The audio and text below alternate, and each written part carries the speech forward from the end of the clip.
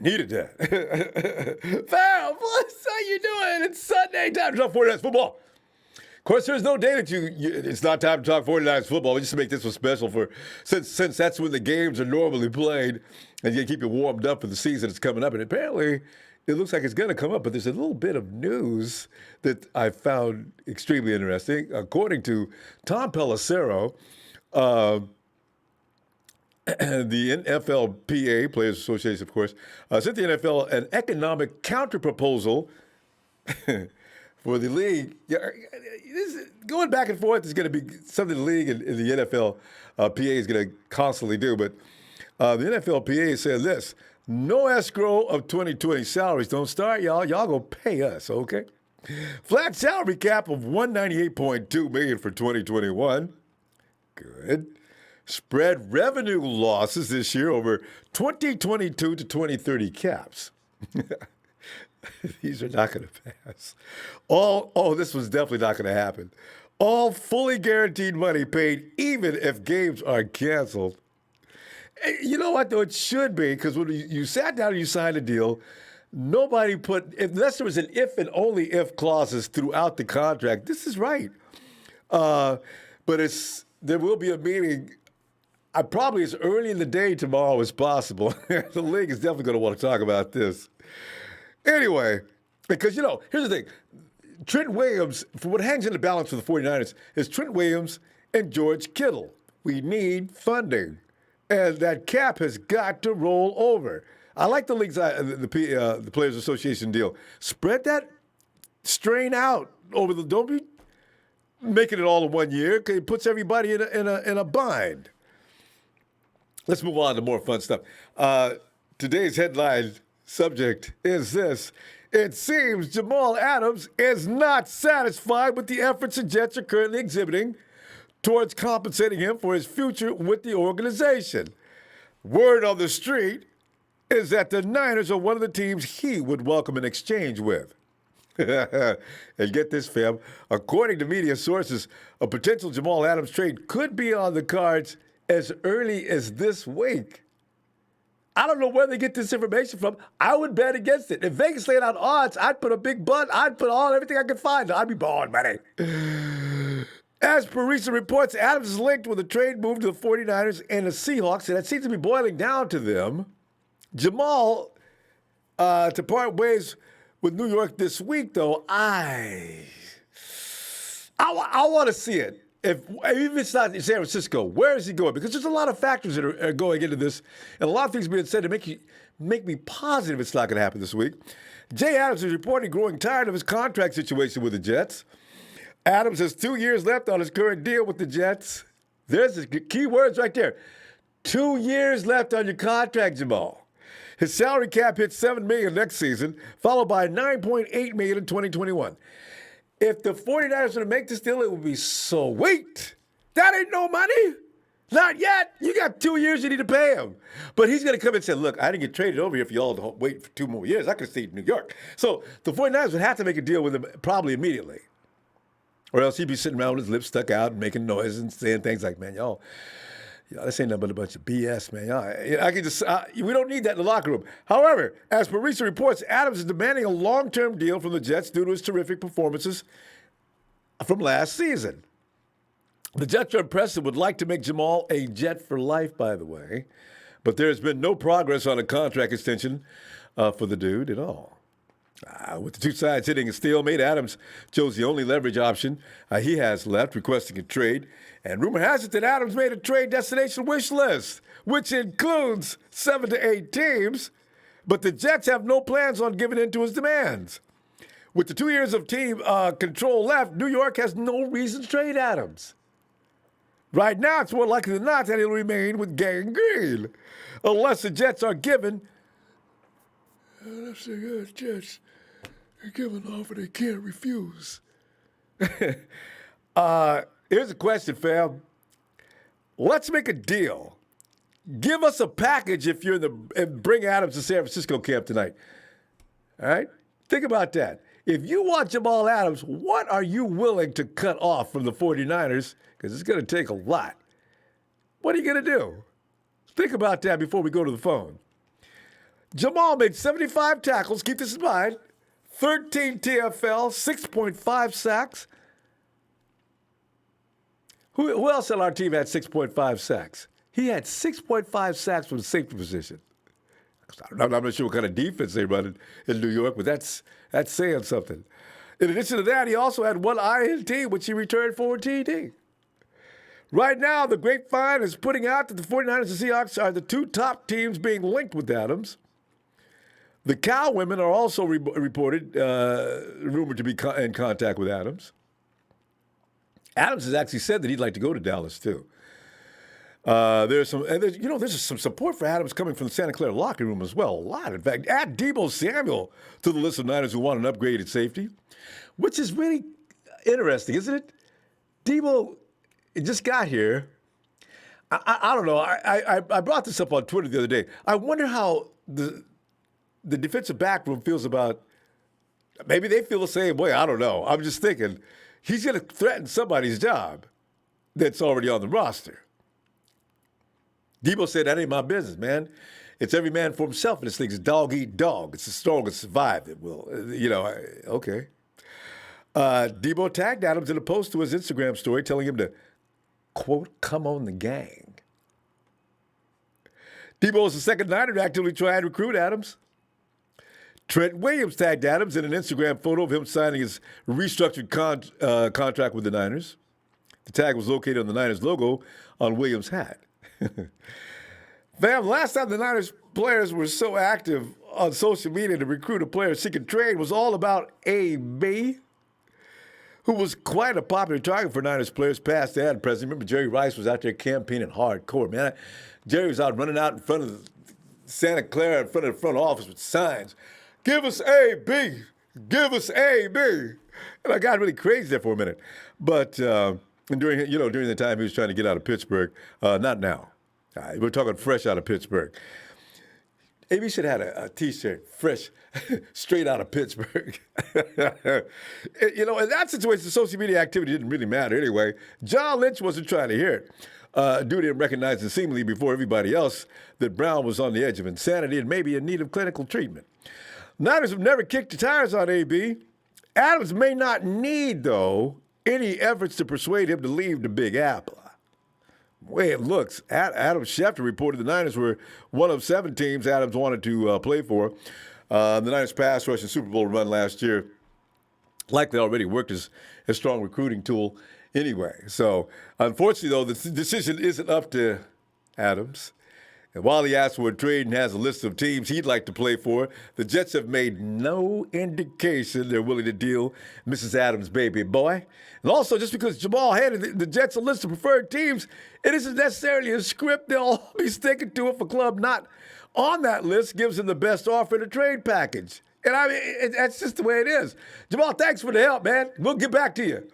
From the Niners' perspective, it's hard to believe this is a trade they'll make, though, fam, I got to tell you, based on all other maneuvers they've made the past couple of off seasons, it's something that will have been in the works before anybody even knew about it. If it were the case, one thing we know, the Niners have become like artistic in their ability to not let their real business get in the street. They just don't do it. The Niners, they strike like a cobra. When something happens, oh, look at that! Even in the draft, what they did was like, whoa! They are really. I love this. This team is so entertaining these days. From the front office to the players, the Niners always got something to get your blood boiling, man. They just keep you going. Not boiling in a bad way. I mean, get your stimulation just rolling, man. Because what happened in the draft, that was unreal. Every time we pick up Trent Williams, oh my God, what? We lose Joe Staley, we get Trent Williams, who, by the way, 50 execs and others rate Trent as in the top 3 best O-linemen in the league, and he's on your team. What? So Adams is not completely out of the question, fam. Besides, Le'Veon Bell is confident Jamal will stay with the Jets this season, though. Jamal Adams is hot property in the NFL right now. Everybody knows that. But while speaking in an interview with Peter Rosenberg on Hot 97 Radio in New York City, Bell said Adams will remain with the Jets if he gets what he wants. See, that makes no sense, Le'Veon. If he could get what he wanted, he'd have it by now, right? But fam, hey, let's make a deal. What would it take to get the Jets to listen for a first-round pick that has already established himself as a stud safety? Fam, let me tell you something right now, though. Don't mention Dante and Solomon because that would mean you ain't serious. I'll throw the flag on you, man, because ain't nobody go take Solomon Thomas and Dante Pettis for Jamaal Adams. And something else, too. If you're not going to give up at least a second-round pick, ain't no point in calling in for that, man. You can talk about anything, but you ain't making no deal for Solomon Thomas and a fourth-round pick. And the Jets don't have to make this move. If Adams wants to sit down and wait, Jets say you sit your butt down, and we ain't, man. And it tell you something else, Jamal. For every game you miss, that's a deduction from your salary, bro. So you get your butt up, let's go, and stop whining, or we'll keep moving on without you. And that's because, and as a matter of fact, that's what's going to even happen to Mostert. I got a feeling too. 49ers ain't going to trade Mostert. They need Mostert more. See, because here's the deal. The 49ers need Mostert actually more than Mostert needs them. I know. I'm ready to argue with that anytime because Mostert is a game changer. That's all there is to it. He showed that last year. Now, we could write him off as being, well, we can replace him. No, we can't. I'll argue that all day. We can get somebody else. But Mostert is a bad man. Hey, anyway, Ray Jr., what's up? I've been impressed with the way KB is working out and still no Catman Pettis to be found. Thanks for the platform. Ray, good to hear from you, fam. Yeah, I know. See, that's why I don't say that about Pettis. I don't know what he's doing. We don't always see. Everything they do is not on field. He's not on a virtual loop that we can find out what he's doing all the time. He could be. He should hang out with the Kardashians since they're always on a virtual loop. Anthony Baker, hey! Oh, thanks, Anthony Baker from Memphis. I can't even read it. Anthony, I'm kind of shy with that kind of talk. Thanks, Anthony. Matt S. says, hey, shout out from Bend, Oregon, and Go Niners all day. Mark, Rich, a lot of compliments here today, guys. Thanks. Thanks, Mark. Roy Boy, shouldn't. Shout out from Coldwater, Michigan. Ronbo Sports. Everyone wants to be a Niner, and nobody has it better than us. God, that was my favorite. That may be one of my favorite all time. Who has it better than us? Nobody. Richard Gonzalez says trade our running back, and all know which one I'm talking about. And a first round pick for Jamaal Adams, make it happen. See, that's serious. That's serious. No, they got Bell though. What a 1-2 punch! So Bell and Mostert. And a first-round pick? Fam, I think that would get it done. That would make them have the best running game in the NFL, and they got a first-round pick coming next year. That would get it done.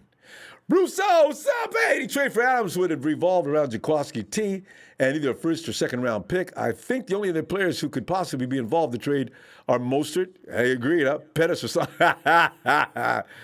Russo, I know you get Pettis and Solomon T would get the phone hung up on you.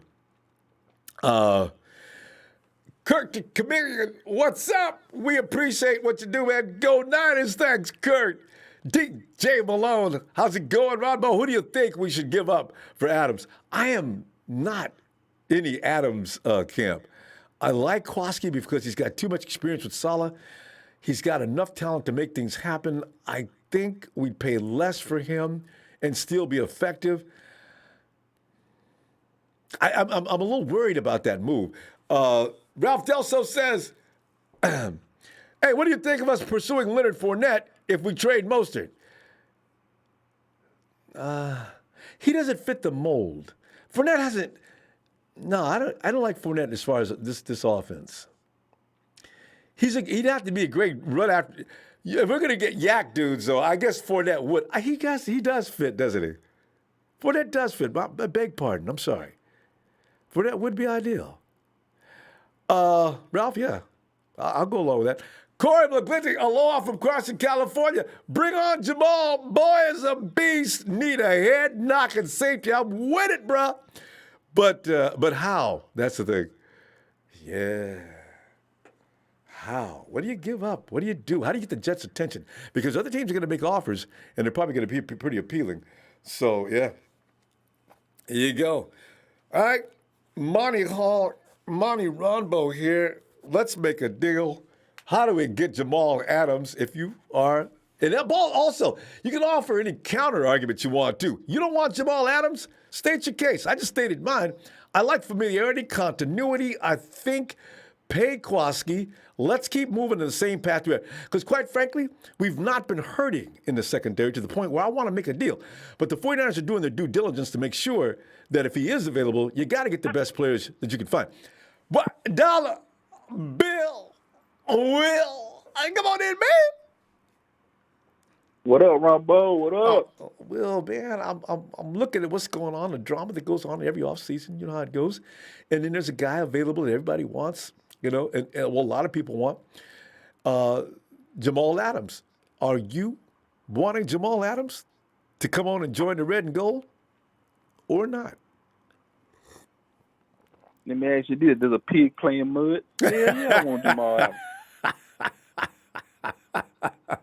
Hey, don't get. Hey, Will, you got to get it right. You being from south to the border, or south to the Mason-Dixon line, you should know. Does a hog love slop? I'm telling you, man. I mean, I feel like we have the perfect opportunity to get him due to the fact only is that he said he'll go to a contender and play off the rest of his rookie deal. I mean, that works in our favor. That means we ain't got to pay him right now. You know what I'm saying? Once his 2 years up, by then we should have more money in the cap to where we can get him a new deal. Now, don't get me wrong. I just want to hold you right there for a second, though. Remember, he is not happy with the Jets because they don't want to give him a long-term deal right now. He's been patient. He wants a deal now. He ain't interested in waiting 2 more years, though. Well, I thought he said if he goes to a contender, he'll play off his 2-year rookie year contract. Ain't that what he said? He could be. Now, see, I'm not heard. I'm just reading the original thing. What his problem was. But you could be right. That's what they saying. That's what they saying in the street. They saying that if he go to a contender, a playoff caliber, Super Bowl caliber team, he said he'll play off the rest of his 2-year rookie deal. Okay. And then after that's up, then he'll right. So. I mean, that's what people are saying. Now, don't get me wrong, Kwaski Tart, he is a good safety on our team. I really haven't seen him had any blown coverages this past season. Right. I really haven't seen him get burnt deep or anything caught on. And also remember in New Orleans when he was missing, how they lit us up? Right. Yeah, and he has, and he has always been productive in the run defense. So don't get me wrong, Tart is a good player. I mean, don't get me wrong, but with Adams, man, this guy can do it all. I mean, he can do it all, Ronbo. I mean, it was one game when I saw him bulldoze Saquon Barkley, and then took the football right out of the quarterback's hand when he was about to throw it, and then took it to the house. You know, he's good on blitz. He's good with blitzes, man. He could dominate. He can dominate the line of scrimmage. Hell, he damn near holds up against the offensive lineman when he blitzes. Man, the dude is a monster, man. And what does he weigh? I think a little over 200. I mean, I may be wrong, but I believe a little over 200. He's got to be 250 to 220 though, because that's right. Nobody bulldozes Saquon Barkley. That's got to be a bigger dude than I thought. And on those blitzes and on the blitzes he does. He dominates the offensive line. I'm talking about tackles. I'm talking about he pushing tackles back, getting on those blitzes, man. So I mean, hell yeah, if you put him on our team with Bosa and Ford and Armstead, and he come in on a blitz, it's over with. It is over with. I tell you right now, Ron. I tell you right now. I tell you right now. In the Super Bowl, if Jamaal Adams came on a blitz on that 3rd and 15. That play would have never happened with that pass. I guarantee you. Somebody would have made it. Either he would have made it or he would have forced somebody to get off to where somebody else would make the play. But I'm telling you, man, if he had came on a blitz in that Super Bowl 30-15, that play would never happen But because he's Will, dominant on the line of scrimmage. I'm convinced that you're the Adams man. Make a deal. How you go bring him to Santa Clara is what I want to know. Okay, you want to hear a deal? I'll give you a deal. Give me a deal. I'll tell you this right now. I give them Tart I give them Tart in a 2021 first round pick. If they don't accept that, y'all gonna hate me for this. Y'all gonna hate me for this, but hey, it is what it is. If they don't accept that, you give them Raheem Mostert and Kwasi Tart in a 2021 first. If Jets like what they see from Mostert and they want him, I give it to them. Because our first 8 games, he wasn't really out there in the first 8 games that we won. He wasn't really out there. And we were still running the ball. We were still putting up points. So I would do that. If Mostert said he wanted to request a trade and Jets say, okay, we'll take Mostert. We like what we seen from him last season. Okay, we'll take him. And we'll give you Tart in the 2021 and Jamaal Adams and hit that, get on that plane and head on out to the Bay. I'm telling you. And you satisfied? You satisfied Mostert? Right, you ain't gonna get no trade. Right, you ain't gonna get no trade value for Pettis. I mean, you can't trade Pettis for nothing. You ain't gonna get none of that because he ain't did nothing. So I mean, that's how I look at it. You get him Mostert and Tart in a 2021 first, and there you go. And then we can use his 2-year rookie deal, and then once that up, we'll have the money to give him the big money, and then there. By that time, we'll have Kittle sold up, and anybody on the secondary sold up, and hey, there it is, man. That's my deal. Those are the only 2 options. And Will's got that on the table. Yeah, he's got Kwasi and Mostert and a first-round pick, 2021. That's next year. That's an attractive deal. And that is a sacrifice that you actually made yourself bleed a little. Because if you ain't bleeding, you ain't trying. And that deal, it'll draw blood. So yeah, that may get their attention. Right. Now I'm not saying Mostert is going to succeed in the offense because it's going to be up to the Jets if they want him. If they feel he can fit well in that offense, they'll agree to the deal. But if you don't fit in the offense, that's they lost because they the one that said, "Hey, we can fit him in." If you don't fit in, then that's on y'all because y'all wanted him. So. You know something, Will? Though that's why that deal. The Jets do not have an offensive line to compare with the 49ers' offensive line, and that's key to Mostert's success as well. Because Darnold, how many times did Darnold hit the ground? Didn't he go in excess of 50 times? Didn't he hit the dirt? So So we'll see. But, all right. There's Will's deal. All right, Will. We gonna go ahead and check out who's next in the Jamaal Adams sweepstakes. All right, Will. We'll see you tomorrow night. All right, shout out to you, man. Shout out to my TNT fan, player partner Dre, Trey, Big Show, Russo. Shout out to the Ronbo Sports Fan Club, Rico, Jersey Joe, Sheik, Big Show, all them guys, man. Hey, man, Super Bowl 55, Tampa Bay, Florida. It will not be the Tampa Bay Buccaneers because it'll be the San Francisco 49ers versus to be announced. All right, Ronbo. All right, Will. See you tomorrow night, Phil. All right, man. Well, there it is. Will has given up Kwasi T, Mostert, and a first-round pick. That's a mighty attractive package because there's no lack of talent between Mostert and Kwasi T. They've already shown they can play. And the Jets get a guy that's probably not going to come in complaining all the time. And Mostert wants to be somewhere else, as long as you pay him a little more money. So there you go. Hey, Dancing with the Nintendo Stars, leave the team alone the way it is. Let's not keep putting ourselves in debt. And did everybody forget we made it all the way to the Bowl game with the guys we have? Dancing with Nintendo Stars, making all kinds of sense. Honestly, that has to be considered. That is, I'm in that camp. Don't get crazy. He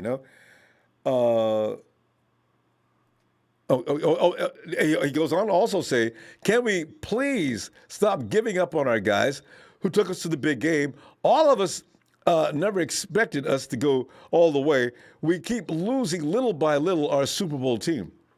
Another excellent point. You can't keep chipping away at excellence and expect the integrity to remain the same. If you keep dropping players here and there, one thing we do have to remember, continuity plays a huge role going forward in how well a team's going to do. Bringing on new guys to learn could be a slowdown. Maybe not, but you never know. Hey, I'm glad all the dudes with serious opinions. Dion, come on in here, man. I know you got something to say about this. Oh, Ronbo, you picked the perfect person for this. You already know you I did. knew it. And you know what? I'm gonna tell you right now. Go get him. Yep. Go. Get him. It's well worth the trade. I've done my research. I've put up a full video on it. It's well worth it, man. He's just so much better than Kwaski T. And it's not to take nothing away from the man, but he's just so much better. It's just I'm telling you right now. He's just naturally a better player. It's just gifts are Really bigger. And it's not to say that Kwaski can't do what he needs to do, and that Kwaski isn't great. But I mean, just looking at the numbers and figures that you highlighted right in the beginning of the show, the man is just that much better. Kwaski doesn't. I mean, this dude is a Swiss Army knife of epic proportions. And if you get somebody like that, you would just it would drive you insane. But I mean, look at this. Just from a number standpoint, Kwaski's got 4 sacks in his whole career. Adams has 12. You see what I'm saying? Like he's got more pat. Like this dude just in every which way in shape or form. But if you're gonna trade for him, people in the chat are giving up way too much. Yeah, I'm giving up way more than I would. I wouldn't give up that much. I'm going to give up. I'll tell you right now, if I'm going to give up a player, I'm giving up 1 player. If I give up 2 players, that second player is going to be a lackluster guy like Dante Pettis or something. I'm not giving up players. That doesn't make sense. Me, I said this all along. I say you give him Kwaski T and you give him a second-round pick. The reason being is because you get a starter in return. The thing about the Jets last year wasn't their defense. Their offense was trash. They were last in the league. The defense was like number 7. So if you take out Adams and you put in Kwaski T, does you take it a little bit of a step back for the Jets? Yes. But if we give you Kwaski and we give you a second-round pick, that means you can pick a guy in the second round that's going to be a surefire safety. Will you find another Jamaal Adams? Probably not. But if what Will is saying is true, he'll play out his rookie deal. That gives us more than enough time to get the money ready for the guy. Mm-hmm. And he wants to be a contender. He's doing what other players wouldn't because he's tired of losing. And it does get old real quick, real fast. So nobody wants to sit there and be on a losing team all the damn time. And arguing with them about compensation? Yeah. Yeah, I mean, are you over there looking at it? The defense is great. They're doing everything under the sun. Your offense just couldn't push the ball down the field to save their life. If that's the case, if y'all want to give up 2 players, give up Dante Pettis and give up Kwaski T and give him a second rounder. I'm not giving up a first-round pick for Jamaal Adams if I give you a starting caliber player in return. It just doesn't make sense. That's a the good compensation argument. it's not worth it. But I mean, 25 passes defense in his career. Kwaski T's only had 13 passes defense. 1 forced fumble from Kwaski. 6 forced fumbles for Jamaal Adams. 4 fumble recoveries. 12 sacks to 4 sacks for Kwaski. I mean, like, there's just the PFF grading. Just that alone, Ronbo. 2019, his PFF grade was 87.9. You know what Kwaski's was? 66.4. D, I just want to ask you a question on that, though. If Kwaski was playing in New York instead of playing with the talent that surrounds him, I wonder if his stats would be a little bit higher. The thing is the talent that surrounds Kwaski T is actually great. The thing is that, to be honest with you, the scheme that we run sometimes doesn't allow players to go to their full potential because it's a zone scheme. You know what I'm saying? And you got to pick your spots. You have to be in your place. And Salah has driven at home the last couple of years. Like, hey, you need to be here. You need to do that. You have to be very disciplined in it. But when you bring in a player like Jamaal Adams, you open up endless possibilities. You're not going to have that guy sitting there just. Or do you restrict him because he's got to remain disciplined too. He would have to. Or would they give him To be renegade? honest, They might. I mean, you I'm just saying. yeah, you give players like him free reign to make decisions based on the play because of their talent. Like this kid Isaiah Simmons that got drafted by Arizona. That kid is a Swiss Army knife. Yeah. And you don't put Isaiah Simmons on the field and be like, hey man, you better run this scheme or you're gonna be on the bench. You tell him, make plays. Run the scheme the way it's supposed to, but if you see something happening, make the play. You give certain players that opening because they can be. But I say go get him. But not everybody in the chat giving up 2 and 3 players. Y'all need to slow down. Why y'all giving up? Y'all giving up Raheem Moses and Kwasi? See, No. that's You worrisome. give up one. You give up one in your draft pick. You overcompensate. Yeah. I know they might want a lot for him, but I'm gonna tell you right now, ain't no player on earth worth 2 starting caliber players and the first round pick. Not on this team, Dion. That's what worries me. This team made it as far as they did last year on the strength of the players they have now. Now, when you start taking away too many to bring in one, you're I don't know, you might be going backwards on that. So. Yeah, but if you trade for Jamaal Adams, you have to give Kwasi T up in the trade because he's going to be horribly disgruntled and rightfully so. Yeah. Because you're going to bring a dude that's basically there to take his job. Yeah, that's a good point. What? Kwasi almost has to be in the deal. D, we got to go. And fam, click on D because he put up a whole thing on this very matter for you to check out. All right, D.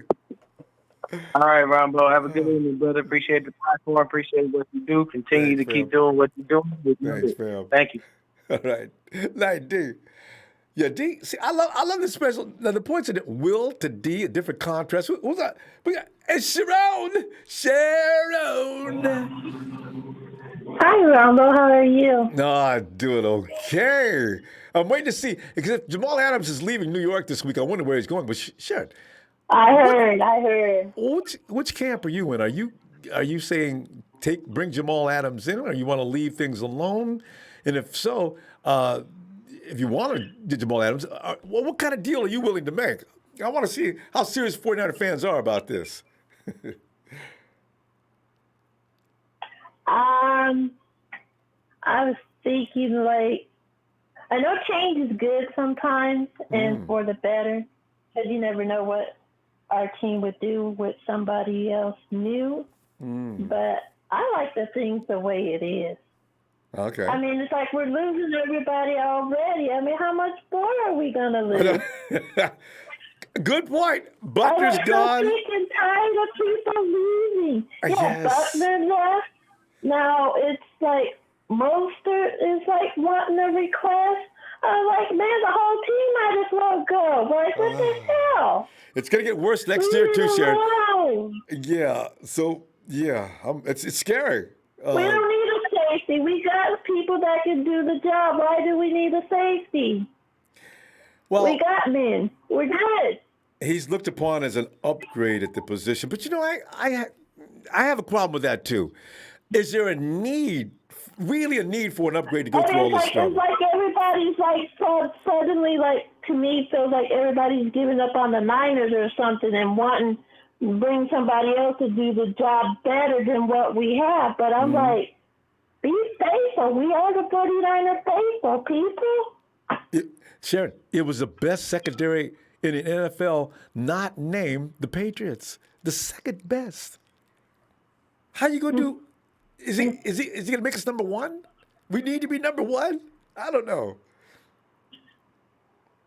And my best were already number one. I mean, we went to the Super Bowl. I mean, how much more can we get? Well, I guess it's just about having that candy. You got one candy bar, and you like one you see in the store window. You get rid of yours and go in there and get that one. And then you find out it didn't taste that good. But if I was to choose for Jamaal Adams, I would trade a killer and get rid of Dante. I know it. See, Kello and Dante. Sharon, if you were on the other end of the phone and somebody called you, okay, we're here to make a deal. You've got Jamaal Adams. He wants out. We want him. We're going to give you Dante Pettis, and Akello Witherspoon. You know what you'd hear, right? Click. I'll hang up and call right back. Listen. I can sit here. What you mean? You Keep me right hanging up back. on me. I'm Don't play talking with me. here. Don't play what I'm willing to do, okay? This is business. Say, I was just playing. No. Okay, you guys don't need to get mad. Hear me out. Oh, my God. But if it happens, it happens. But I have a feeling we'll probably see Adams in the Niner. Maybe. Because hey, tell you what, Sharon, I don't want Jamaal Adams in Seattle. I don't want him in our conference. It I may don't be. want to see him in Seattle or Dallas. So he can come to the Red and go. We'll welcome him no matter what. But, See, you know, if that's we have to lose a player, then, you know, okay. So you call it a strategic trade, right? To keep him from going to your rivals or your competition, right? Your worst enemy. Yeah. And don't go to the Cowgirls. Put them in there because they were looking at him too. Yeah, and he likes them. He was Cowboys. He was in some Cowboys forum or something, and hey, come to Dallas. I'm trying, bro. It's what? I like how all the players are stepping up though to try to get them to come to Santa Clara though. I like that. Yeah. So, But I heard too though. Is it true that somebody did a fake account with Mostert? I don't know where I read that at, but somebody said something about a fake account. Yeah, they did. Somebody used Tesla. They did it instead of a capital L, they used a small L. No, instead of a small L, they used a capital uppercase, right? And it looked real. Mm-hmm. The photo, everything was same exactly. It did. I don't think he's leaving though. I don't think Mostert's leaving. No, I think they're going to work with him. No. Yeah. You know the problem, though, Sharon? Mostert knows that we don't have any real experience depth. It's only him and TC. McKinnon hasn't played enough in the system. Jeffrey Wilson is good, but he's probably not a Mostert. And the rest are like, who are they? Yeah. So. Right. So he knows what he's doing. Well, it remains to be seen what's going to happen. And hopefully we have football, but if we don't, next year. I know, because isn't it scary how this COVID thing is? It's speeding up. It was supposed to slow down in the summer. It's speeding up. You know what, Ronbo, I'm going to tell you, when I was sick, I had all the symptoms of that. In the beginning of January, when I came out, I had all the symptoms of it. Yeah. And my family's like, we think you had it. So I was like, well, I probably did, because I was sick. I mean, you really felt can't breathe and all that stuff? Mm-hmm. So you got antibodies. You know, you should go, Sharon. You should go and see if you can donate so they can draw some plasma to help others. You maybe have had it because there's a lot of people who were asymptomatic, and they came through it, and you could be one of those people. So yeah, I might have to check into that. Yeah, definitely. Yeah. All right, good. Well, Sharon, there you go. Sharon's in the same camp. We're in the same camp. We think things ought to be left alone. Leave alone, people. Quit getting rid of everybody. But let our team alone. But, you know, we're going to go, Sharon. Get rid of everybody. I'm like, oh, my goodness. Yeah. Okay, Ronbo. Let's we'll see tomorrow. But leave everybody alone. All right, bye. Bye, Sharon. Oh, God. And there is famous coaches who say things, if you're not getting any better, you're standing still. And that's not a good thing either. So I just think, man, wow. You worry when you start tinkering too much, but Adams is definitely an upgrade. I can't argue with that. He's probably a better player. Hey, Dave. What's going on, my brother? Dave, man, we're sitting around here now getting rid of. We're trying to gain Jamaal Adams tonight since a lot of people are in that camp. And Dave, I don't know which one you're in, either keep him or what. But Dave, what is your position on this matter? And if you do want Adams, how are you going to do?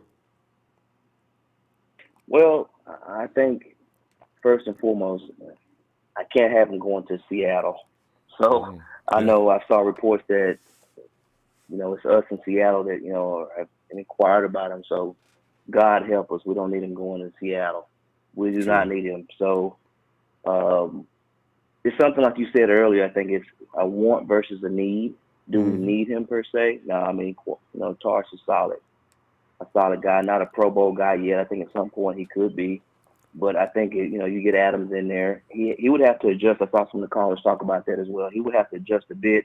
Our defense with Sal is a little bit different than what he plays. I mean, they're more aggressive. We get in our spots, and, we kind of keep things in front of us. They'll send Tart in here and there, but this is the whole dynamic. We have to really utilize him, for all of his talent and his skills. So it'd be a situation where we definitely want to, get a serious upgrade with getting him. But at the same time, he would be cheaper. I think that with giving him Tart maybe, and someone like they need receivers over there, so they might take Dante Pettis. They don't really have a lot of receivers. They have Crowder. They might would take him with that, and maybe a second round pick in 2021. Yeah. Dave, it could be only us who doesn't appreciate Dante's skills.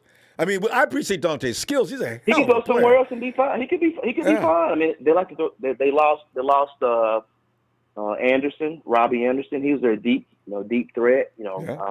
Pettis is a good deep threat. He's shaky. He can come over there and work well with Darnold and be fine. I mean, that's an option. Like I said, to answer the question, I think he'll be a serious upgrade. We will be the number one defense in the NFL if he comes over. Yeah. On every level. But we're just about that now. But, yeah. We're right there. I mean, we're not shabby now, but think about bringing him over. We'll be a number one defense, and that's saying, he would take us to a whole new level of a defense, top defense. I mean, they would say he's coming in and be a leader. No, he's not going to be a leader this year when we have Uncle Sherm there. He's not going to come in and take over the secondary and take over the defense. And I saw some reports that he come in, he'll be the leader of the defense. No, he's 24 years old, man. I mean, he's not going to take over. That's a good point, though, Dave. Sherm. Sherm, those guys. Sherm ain't going to have that in the backfield. He ain't going to take that in the backfield. Check this out, though. Sherm's leaving in a couple of years at the most, right? You have a natural-born leader. So he can take over in a couple of years. Yeah, he can take over in a couple of years. He can take on after Sherm leaves. But I mean, just to be honest with you, if we could make this happen, given all the other drama we got going on right now, who's to say what's going to happen? He could save us some money. But here's the thing that concerns me about this guy. He is an outspoken guy. He wears his emotions on his sleeves as a parent. So I don't want him disrupting what we have. Even how most starters coming out and making these different, with his agent, doing all this. That's not our culture. So I don't. Yeah, he's an outspoken guy. He may want, the top, a year or two, he's gonna want the big contract. I don't want him distracting what we have. I don't know. I don't want that type of player. If he can come in and come into our culture and do what he needs to do, great. But I don't want him coming in and taking away from what we already have. We're trying to build here. Dave, you've got a couple minutes left. Now, the thing tonight is make a deal. What are you going to do? Who are you going to give up? How are you going to go about getting him here? Okay. So, like I said earlier, I give him you got to get Tart. You get Tart. You get Pettis. You get Tart in a second round in 2021. All right. So you do have a draft pick, second round pick, 2021, which is the next draft. 2021. All right. You get a starting. You get a solid safety at Tart. You get a receiver. You get some help at receiver. You get a veteran receiver. Not a veteran, or what you call Pettis, but you get Pettis. Dave, remember the 49ers, all our draft picks are very essential right now due to the fact that we can't afford to pay big salaries anymore. And the 49ers have got to do their best to farm out the best talents they can find for the next 3 years. So a high draft round pick would be a little risky. But you're not going to get a safety that compares to Jamaal Adams probably in this next draft. We're set. I mean, you think about all these players we have. We have so much going on. I mean, we have top tier talent. But just to say, I mean, that's what I would say. Second round, maybe second or third round. I mean, but like I said, you can't give them the farm in the bank. You got to give them what you can. I mean, and make it happen. But you don't want them going to Seattle. As long as you go to Seattle, man, you go to Seattle, it's going to be a problem.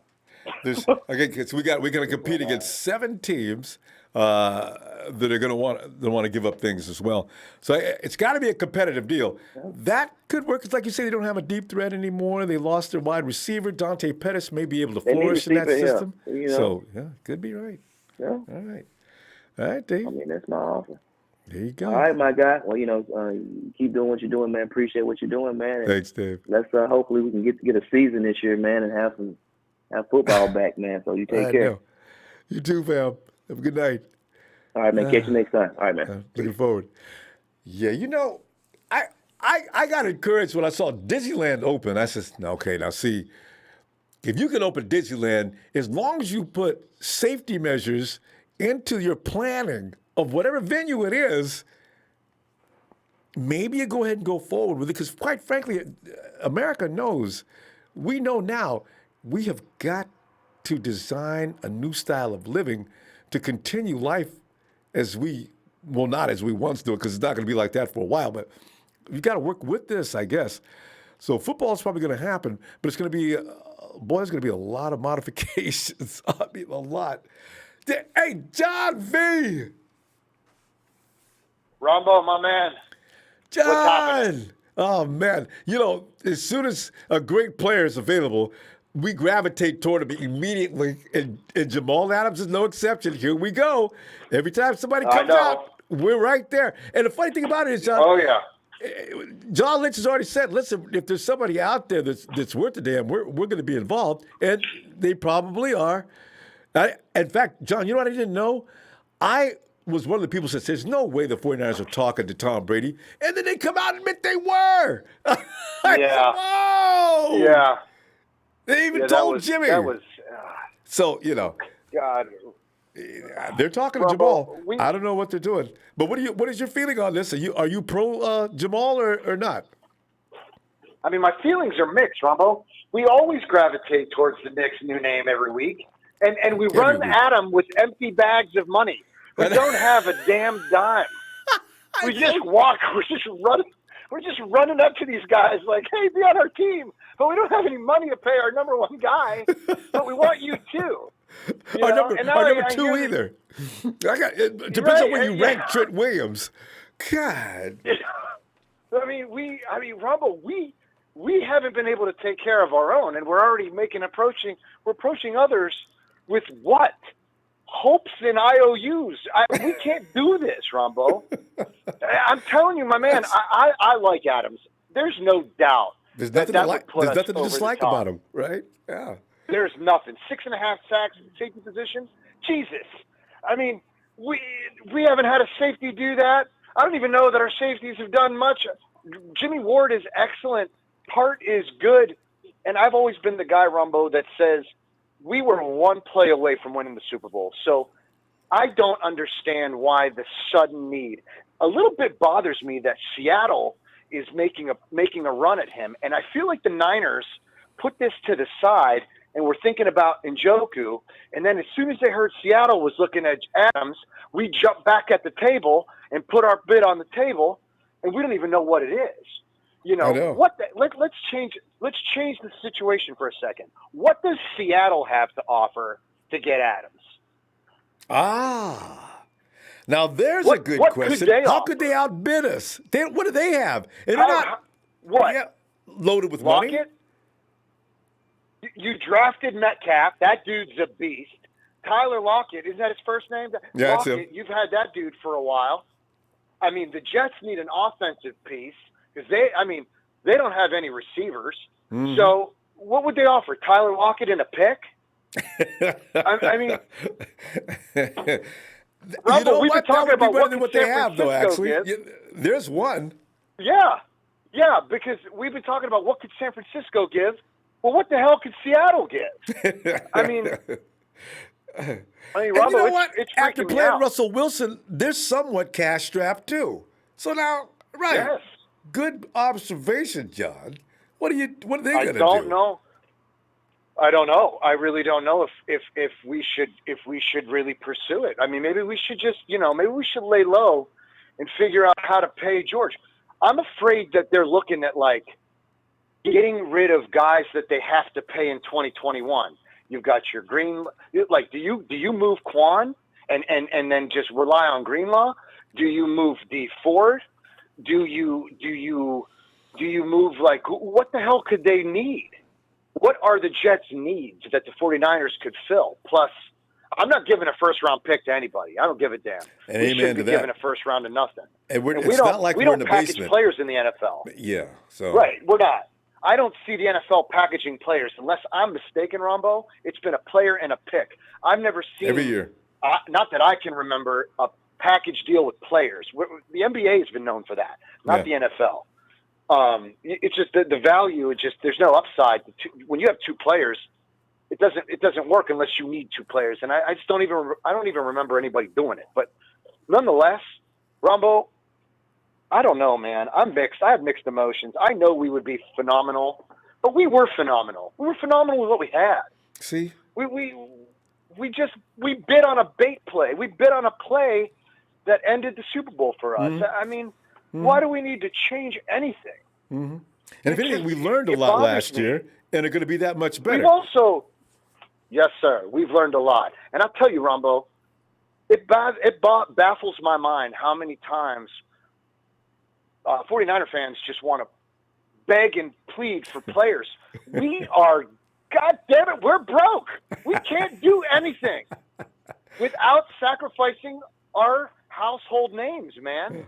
And I don't think I'm not ready to do that. We are too fresh to move off of good players. I believe that we have not gotten the best out of our guys yet.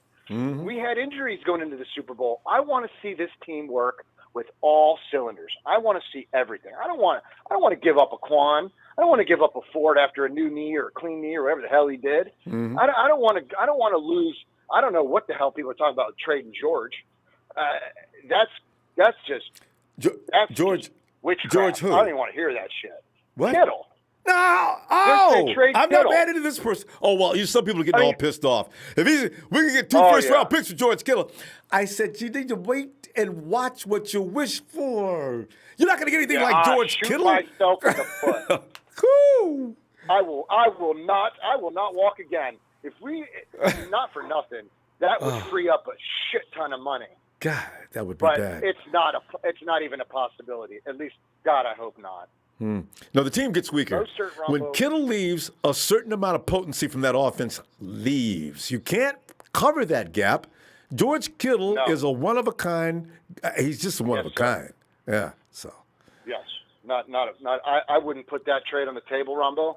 Not never. I would never do it. Yeah, so. But I just don't see what we can offer. I don't know what we can offer for any of these big names that we keep tossing around with the 49ers. Well, everybody wants to play for us, but we can't pay you. Yeah, well, some people are willing to give up that first-round pick, I'm sure. We've heard a second-round pick. But the 49ers need to rely upon our picks for the next few years. We're building through the draft for all the foreseeable future. I feel like in 2021, we're going to see quite a few guys fall off, Ronbo, and we need those picks. Yeah. I'm not comfortable moving a first-round pick. No way. John, let's and continue to ruminate on this because we're going to be talking in a couple of days, and that might be something we want to get into as well. All right. Yeah, let's touch base. All right, my man. Always a pleasure. I respect you for everything you do, Ronbo. Thanks, for everything you do. Shout out to the chat. Good night, my man. Good night, John. Yeah. See, and John enters that with the same emotion I'm feeling. I said, I like my car as it is. I don't need nitrous or anything else. It runs fine and fast enough. It's not about being inferior. It's about just making moves to be making moves. I like Jamaal Adams. That boy can play some ball. Ain't no doubt about it. But at what cost? You make that call. As I go to Mel, hey, Mel. Double bank gold gang. Jersey 9 is signing on. What's good, Ronbo? Oh, Mel, it's all good. You know, we got more of that fruit hanging.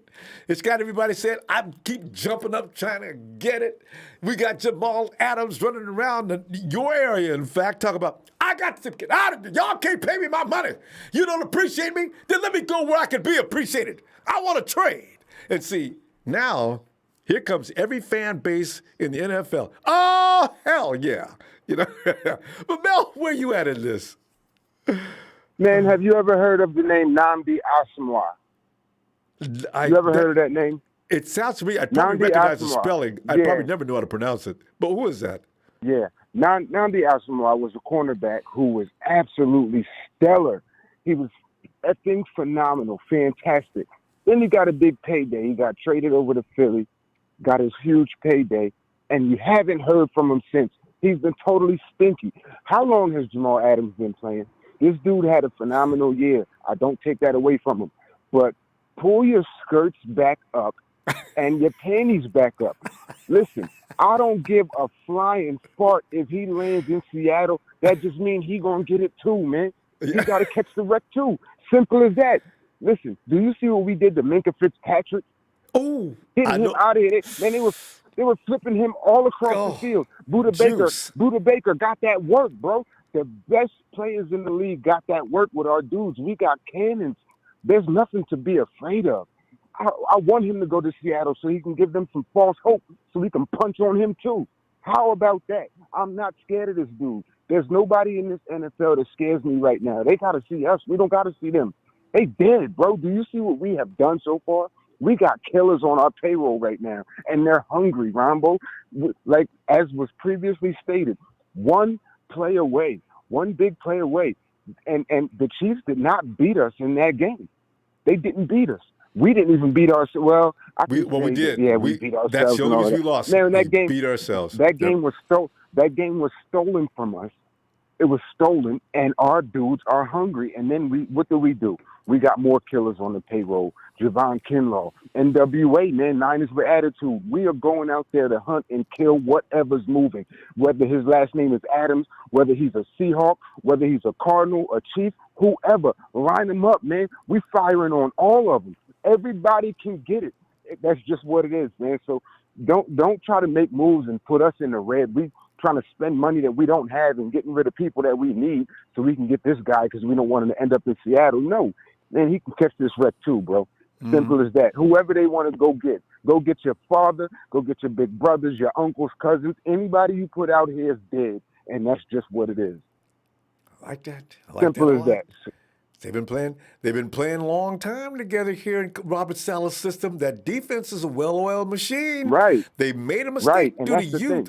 But, I still say Mosey will never make that mistake again. And Sherm is probably sitting there thinking, I wish they would run that play again. See, that's why. Sherm is ready to kill something right now. Yeah. Sherm is ready to kill something. And he knows that. He knows what people have been saying, man. After the Super Bowl was the longest time I've ever seen him stay quiet in my entire life. And he saw and heard what everybody was saying. He can't play man coverage. He's old, he's washed up, he's slow. Sherman's coming out to kill, man. And you know how he is. That's what fuels him. Ridicule. Right. And start talking about what he can do. Right. And let's say Adams comes over. Do you really think he's going to be out there and just make an immediate impact and make us the number one guys with this one guy? He doesn't have any chemistry with our guys. He can't work with us over the offseason. He got to learn solid system. So that's a 4 to 8 game learning curve. And that's being generous. Longer than that this year. Pretty good. That's a learning curve. Right. No camp. Right. Now, and we're in a position right now where we're talking about trying to go back to the chip, man. We don't have games to throw away in the beginning of the season to get with the learning curve. 1 or 2 games can be the difference between being a number 1 or number 2 seed and not making the playoffs at all. Very true. We don't have that time, bro. We got, man. I'm confident in Kwaski and Ward. I'm 100% confident in those dudes. So to the people talking about Kwaski and his numbers and he didn't have that many sacks and this and that, you do recall what happened when we didn't have him last year, right? Yeah, you remember the that. Saints. Cook went. Right. What's that tight end's name? Was his name Cook? Went tight end's killing us until Akello. Until Akello put the pieces on him real quick, got him up out of there. But Thank you, Spoon. But if he didn't get him if he didn't get him up out of there, bro, it might have been a long day for us. Yeah. But yeah, man. We had no answer. There's no reason to fear this guy or anybody else going to Seattle, to the Cardinals, whatever. We got a target on our back, and I'm comfortable with that because I know we got killers on the payroll, bro. Look at the attitudes of the guys we brought in, and you tell me who is going to push us around at any moment this season. Who's going to push us around? I agree. They can't. I agree. We the bullies. We don't get bullied, man. That's it. Look, man, we don't get ass whoopers, bro. We give them out. Simple as that. I mean, Everybody's getting punched on. that's it. And Mel, like you say, we're walking through the jungle now like a big cat, walking slowly, right out in the wide open. If you see me, come get me. And I got something. When you come Yep. down here, I got something for that ass. So, Yep. I mean, It's like the old bull. It's like the story of the old bull and the young bull. The young bull sees a whole bunch of sees a girl that he likes, and he runs down and go get her. It's a whole bunch of little female, cows and stuff out there looking all good. He runs down so he can hit this one. The old bull takes his time. He walks down and hits every one of them. That's what it is. so I tell you, I'm for standing pat. I like this team, the continuity. The longer they stay together, the stronger they're going to be. So hey, Mel, good stuff, fam, as usual. Let me Yeah, see you they tomorrow did, night. bro. No doubt. I'll be there. So All we right, got man. Double bang, man. Bang, bang, and I'm gone. yeah, there it goes, Jersey Niner. And fam, you know what it is? I didn't think it would be this way, but we're not through yet. But right now, it's 3-2 for bringing Jamaal. Well, was it 3-3? I think it's 3-3 actually. Did Dave was an Adams fan, right? Yeah, 3-3. Hey, Rick. What's good, sir? What's Oh, good? Rick. It looks like the flavor of the night is Jamaal Adams, and Rick, where are you at on this matter? Bring Jamaal, or let Jamaal work out his own personal problems, or what do you think? I'll say what I'm on. Bring Jamal Adams for the right price. So, like others have stated, if you're talking maybe a second rounder and Tart and as a throwaway, maybe Dante Pettis or something like that, I'm all for it because of the fact that Jaquiski Tart is cool, but he's also had injury problems. So people always keep just conveniently forgetting about that. But the issue with Jamal Adams, he's been all pro and everything like that 2 years. But imagine Tyrann Mathieu, or whatever you want to call him, the honey badger, Tyrann Mathieu. whatever, with the and with us, because I mean, with him, he can be instinctive and he can make a lot of plays. And the thing about it, right now, as we state, only person we have on our secondary for next year is Jimmy Ward. That's the only person we want to have on the books. So if we're able to get him in, he's still on a rookie contract. Extend him another year for the fifth year or whatever. We can see what he can do, and I think he can bring us to the next level. I mean, I understand we're great, but we can't say we're as great as we were because we didn't get the job finished last year. I hate that there are a lot of extreme factors into it, but we can't say without question that we're fine, because if we're fine, we will be holding up the trophy. And there's a lot of things in there, but if we can't, then you have to see, okay, we need to upgrade. And if we have an opportunity to upgrade, then that costs us a lot, upgrade. Think about it back in the 90s. The Cowboys we were getting to the NFC Championship. Lose every year, lose. And then finally when we upgraded, we got Dion and other players, and Ken Norton and some other ones, that's when we were going to make that next step and take it and win everything. So to say, just because we won, we got to the Super Bowl and we're staying pat, we're good. I don't think that's smart, because like I said before, either you're getting better or you're getting worse. And you have to understand, we're the ones that's with the target on our back. Now, am I scared about any team? No, not at all. But just know that if we have an opportunity to get better, why would you not? That makes no sense. I don't care if they can say, now we have the cheat code, now it's unfair. Oh, well, so what? Suck it up. I would love to be I want us to be the team that has has a new dynasty, and we win the next 4 out of 6 Super Bowls or something like that, 4 or 5. So I mean, I like Tart. He's fine, but if we can get Jamal Adams, I would definitely go and try to get him. And it's nothing to do with keeping him away from Seattle or whatever. It's more about what we think he can do on our team. And I just think he can be very instinctive. And we already got Jimmy Ward back there playing free safety. And so he can play close up on the box. So, I mean, and he can just disrupt a lot, man. I just think he can And even though we were number 2 in secondary and in everything else, you never know. If like I said before, if we're able to improve, why would you not take that opportunity? Well, you have to look at all things, though. Yeah, you got to look at how much he's going to cost in the next couple of years. Does he fit into Salah? Is he compatible? Is his skill set going to work with Salah? And also, you got to keep in mind, you're saying they missed because of lack of perfection. It had a little bit to do with maturity as well. Just a trade deal, though, you're going to have to give up, because if I'm New York, this kid, I got him for 2 more years regardless. I can be patient on this deal. His contract doesn't expire.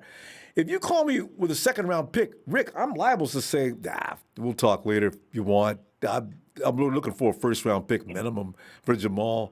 He's done enough now that we think we should at least get a first-round pick for him. We picked him up in the first round. He cost us that much. And that's it. And they may go as far as to say, give us a first-round pick this year, and next year give us a second-round pick. It could get real nasty in New York because they got all the leverage in any deal you made. That's why I said tonight, if you're going to make a deal for Jamaal Adams, his contract's not expiring. You got to really go hard on this. Yeah. The thing, but our counter to us be, look, we understand that you're not. If we give you Tart, you're not getting the same level, but I mean, you are getting a starter. You're getting a starter, plus you're getting.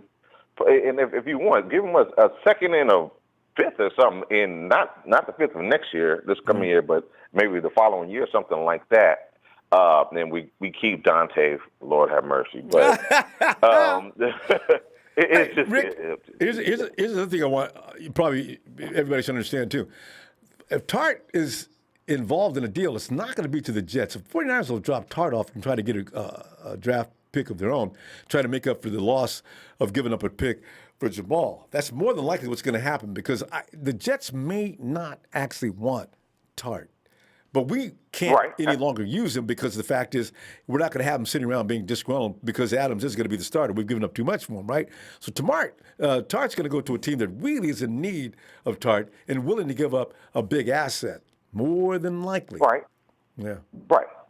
And so, I mean, and to your point, if you're going to do that, okay, say, for instance, we give up our first, and we say, because, we'll be near the end of the 20s or the 32nd pick of the draft because we won the Super Bowl. And then we trade Tart, but, I mean, what are we going to get back for Tart? Maybe a fourth rounder? It depends on we where may you want get a fourth. You shop around and see who really is, because Tart is ranked pretty high as far as the safety. He's not at the top of this, but he's nowhere near the bottom. But the thing is, I'm just saying, you go to a team that is in really need of that position and see what they give up. That's true, but the issue is the thing where you can't. The difference between in Jamaal Adams and Tart, number one is obviously a little bit. I think Jamaal Adams is more talented, but the other thing is that Tart will be pretty much a 1-year rental. Now, if you're saying that you're going to be able to sign him, though we can do like the NBA sign and trade or something like that. But I mean, unless they're going to trade him and they're going to sign him to a deal, kind of like what they did with Buckner, then I could see that working out for him. But it has to be whoever they trade. If we trade him to whoever, it has to make sure that that person is willing to that Charles willing to sign on with them. Because if not, then they pretty much got a 1-year rental for him. Well, yeah, and that's it. But at any point, the thing is, you don't necessarily have to go with the Jets, and the Jets would probably like that expiring contract as well. We got to go though. Hey, let's see tomorrow, Rick on Raw. All right? Absolutely, man. Not a faithful, not a Empire, man. Stay faithful. Distance. We win the Super Bowl. Jimmy G, Super Bowl MVP, and you heard it here first, man. Bang, bang, Niner gang. All right, good stuff, Rick. Have a good night. All right, you do the same. Bye. Thanks, man. Alex, come on in, Alex. Let's make a deal or not. How you doing tonight? I'm doing great, man. How you doing, Ronbo? I'm loving it, man. I this kind of thing, off season is always fun stuff, When the dust settles, though, usually the 49ers are making deals that we have no idea about all of a sudden. I didn't see Quan coming. I didn't even see Ford coming. So, and now Adams is right there driving down the road 100 miles an hour, heading right at Santa Clara. Is he going to make it? I don't know. Do you want him to make it? What are you thinking here? Well, I mean, Are we? I mean, let's ask this question, Ronbo. Are we allowed to be honest Please. and still be a faithful Niner fan? Right? Is that a fair question? Yeah, that's a fair question. Absolutely. Okay. So here's this. Up until last year, and I'm not saying anything negative. Up until last year was Jaquaski Tart, was Jimmy Ward, was Akella Witherspoon, Mm. or I mean even Emmanuel. Well, we won't throw Emmanuel in there, but were Mm. any of those considered people we had to keep?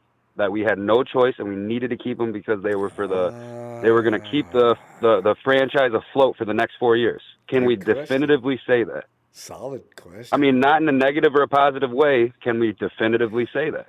No, just the And the truth. honest answer is Yeah, no. yeah. It's no. They were all expendable in the sense of if somebody comes to us with a good deal, we're going to take it and we're not going to Mm. ask no questions because there's an unknown gray area with all of these guys. They didn't necessarily all have a lot of time on the field because there was a ton of injuries between all of them. Akella Witherspoon probably played more than all of them in his first 2 years, and That's true. he was so up and down like a stock, like a stock market. Yeah, Watching that line go, yeah. it was just we were just hoping that it would be the high end that his career would develop into, and what last year was through the first, after he came back from the foot injury, it was literally what we had watched Earlier. before. Like God. it was just like a mirror image man, a carbon copy. He looks really, really good for one game. And then out of nowhere, he looks like he's never played football and he's playing left-footed. And it's like, come on, Okello, man, Strange. what? You have been able to learn so much with all the time you've been on the sideline in only one system. Like you have one system that you've ever been in. All the Right. camps are the same thing. All these players. Jimmy Ward was probably the one that we had to really just keep the trust meter going with because he just never got time on the field. Okay? And that's why I love the future for Jimmy Ward because when he got his full season in, Pro Bowler. Mm. You know what I mean? It was instant. Like it was just that first game back against the Rams, it was like 3rd down and 8, Jimmy Ward stops it. 4th down and 8, Jimmy Ward stops it. And that's just big time money time plays. And we can't say that any of the other dudes have made it. So with that being said, if we can get some sort of trade with the Jets where it's, let's say a 3-year type deal where they get a draft pick this year, next year, and the year after. In 2 years, can we say Richard Sherman's going to be an elite cornerback? No. Can we say Akella Witherspoon's going to be here in San Francisco? No. Absolutely not. And the thing is with that being said, what do we know about great safeties? What do they do for a defense? Look at Seattle, what they were able to do when every cornerback coming in and out, we had no idea where they came from. 2 weeks ago, they got traded to the team. They played okay because they had great safeties. And that's beyond Seattle. Anytime you have great safeties, it makes everything better for the defense. And that goes hand in hand with, a great pass rush. We can keep the pass rush and upgrade in the back end and make Richard Sherman better. And what does that mean for Richard Sherman? It means he's going to be elite. And then we don't have to worry about those little back end, all those little running back plays where they squared it to the back end. Jamaal Adams is going to crack them. He is not letting nobody get an inch. He's going to hurt them. And you know what? We had Pat Willis, Navarro Bowman, Justin Smith, Alden Smith, Ray McDonald, and all these other dudes, Carlos Rogers, for years. Yeah, We could that not get secondary over the hump. was so, but that We front were line so made good. him. Yeah, Good, and we had it for years, Alex, man. But Alex, you got a couple of minutes now. You said over a 3-year process with the Jets. What rounds are you talking about as far as draft picks? Well, you know what? We could decrease in terms of value of the draft picks if we did include Dante Pettis, Jaquaski Tart. You know what I mean? Like they're not getting no C- safety. They're getting a good safety. Yeah. They're getting a dude who's not going to get 15, 20 million a year. And he's got an expiring and they're contract. going to get a receiver that there's a lot of questions with, but there's a lot of potential. They could be looking at a lot of potential.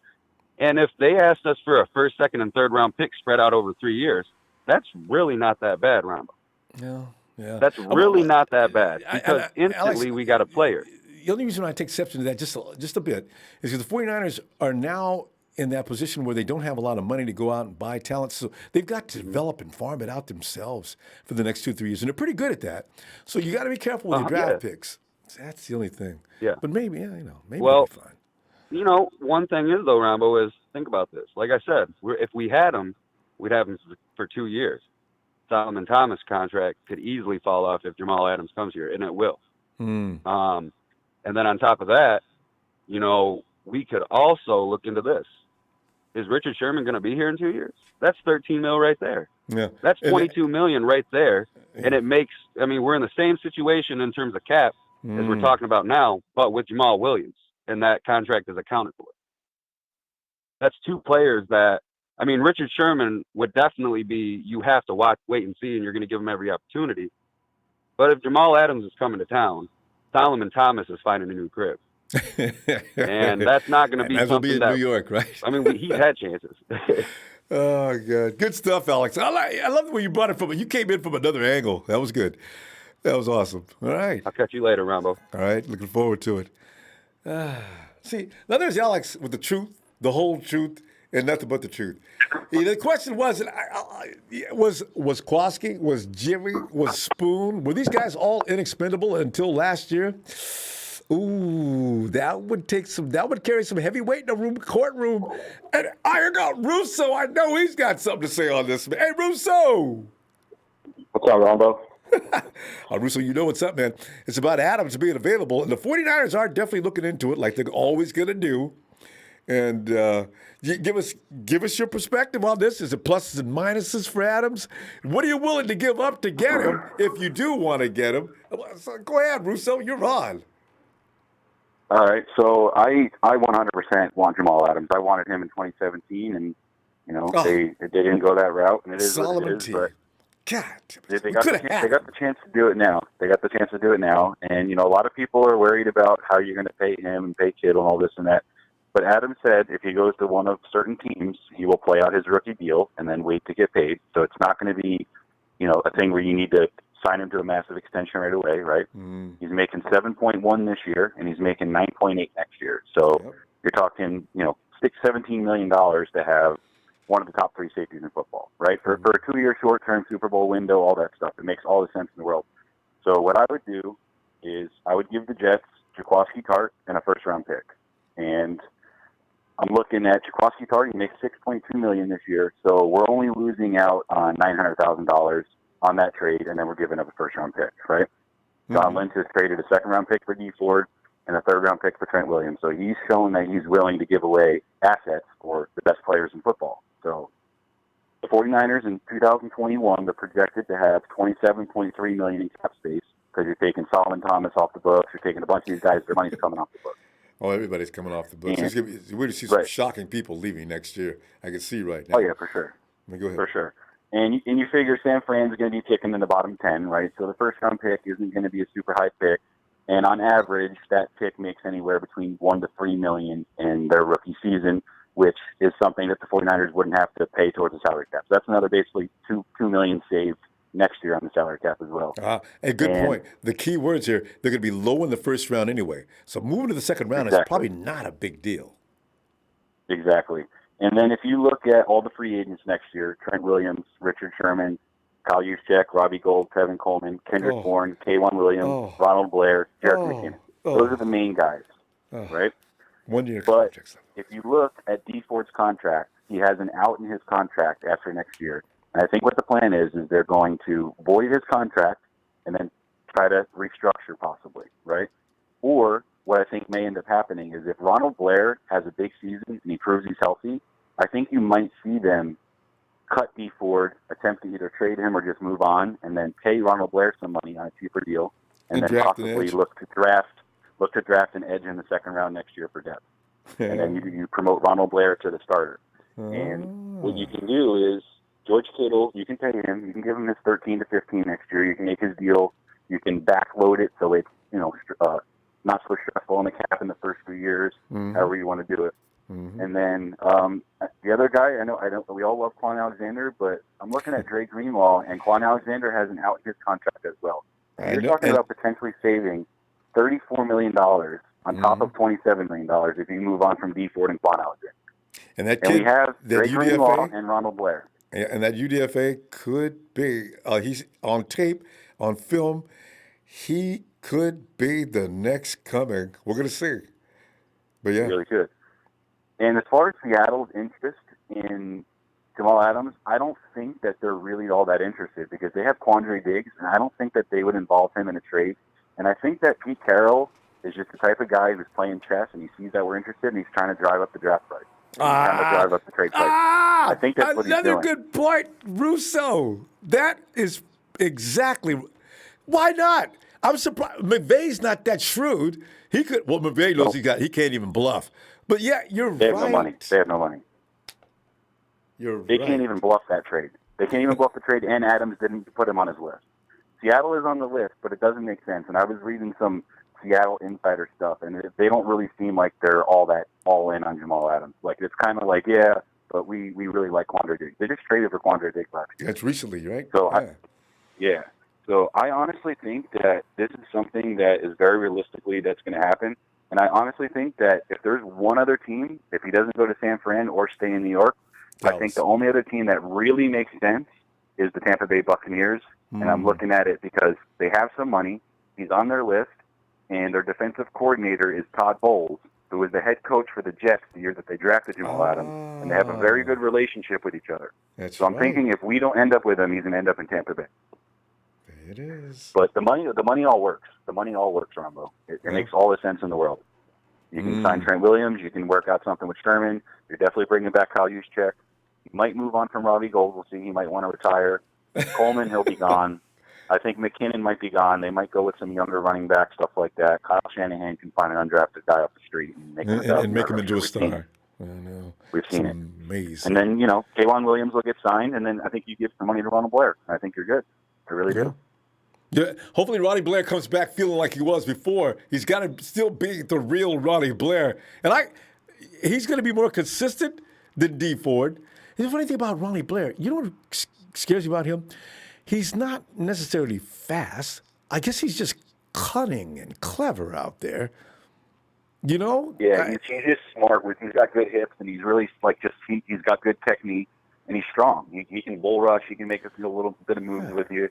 But I think he's like the wild card to all this. If he comes back and he proves he's 100% healthy and he can be an impact player, I really think that is ultimately the way all of this works. And then you can move on from D Ford, free up all this money. Blair would be significantly cheaper. And Dre Greenlaw, to me, has already proven that, I love Quan Alexander, and I actually really want Quan Alexander. I just think that, you could keep everybody and move away from two guys. And I think that's something that it's a business at the end of the day. You're trying to win Super Bowl. That's what you have to apply to Quan.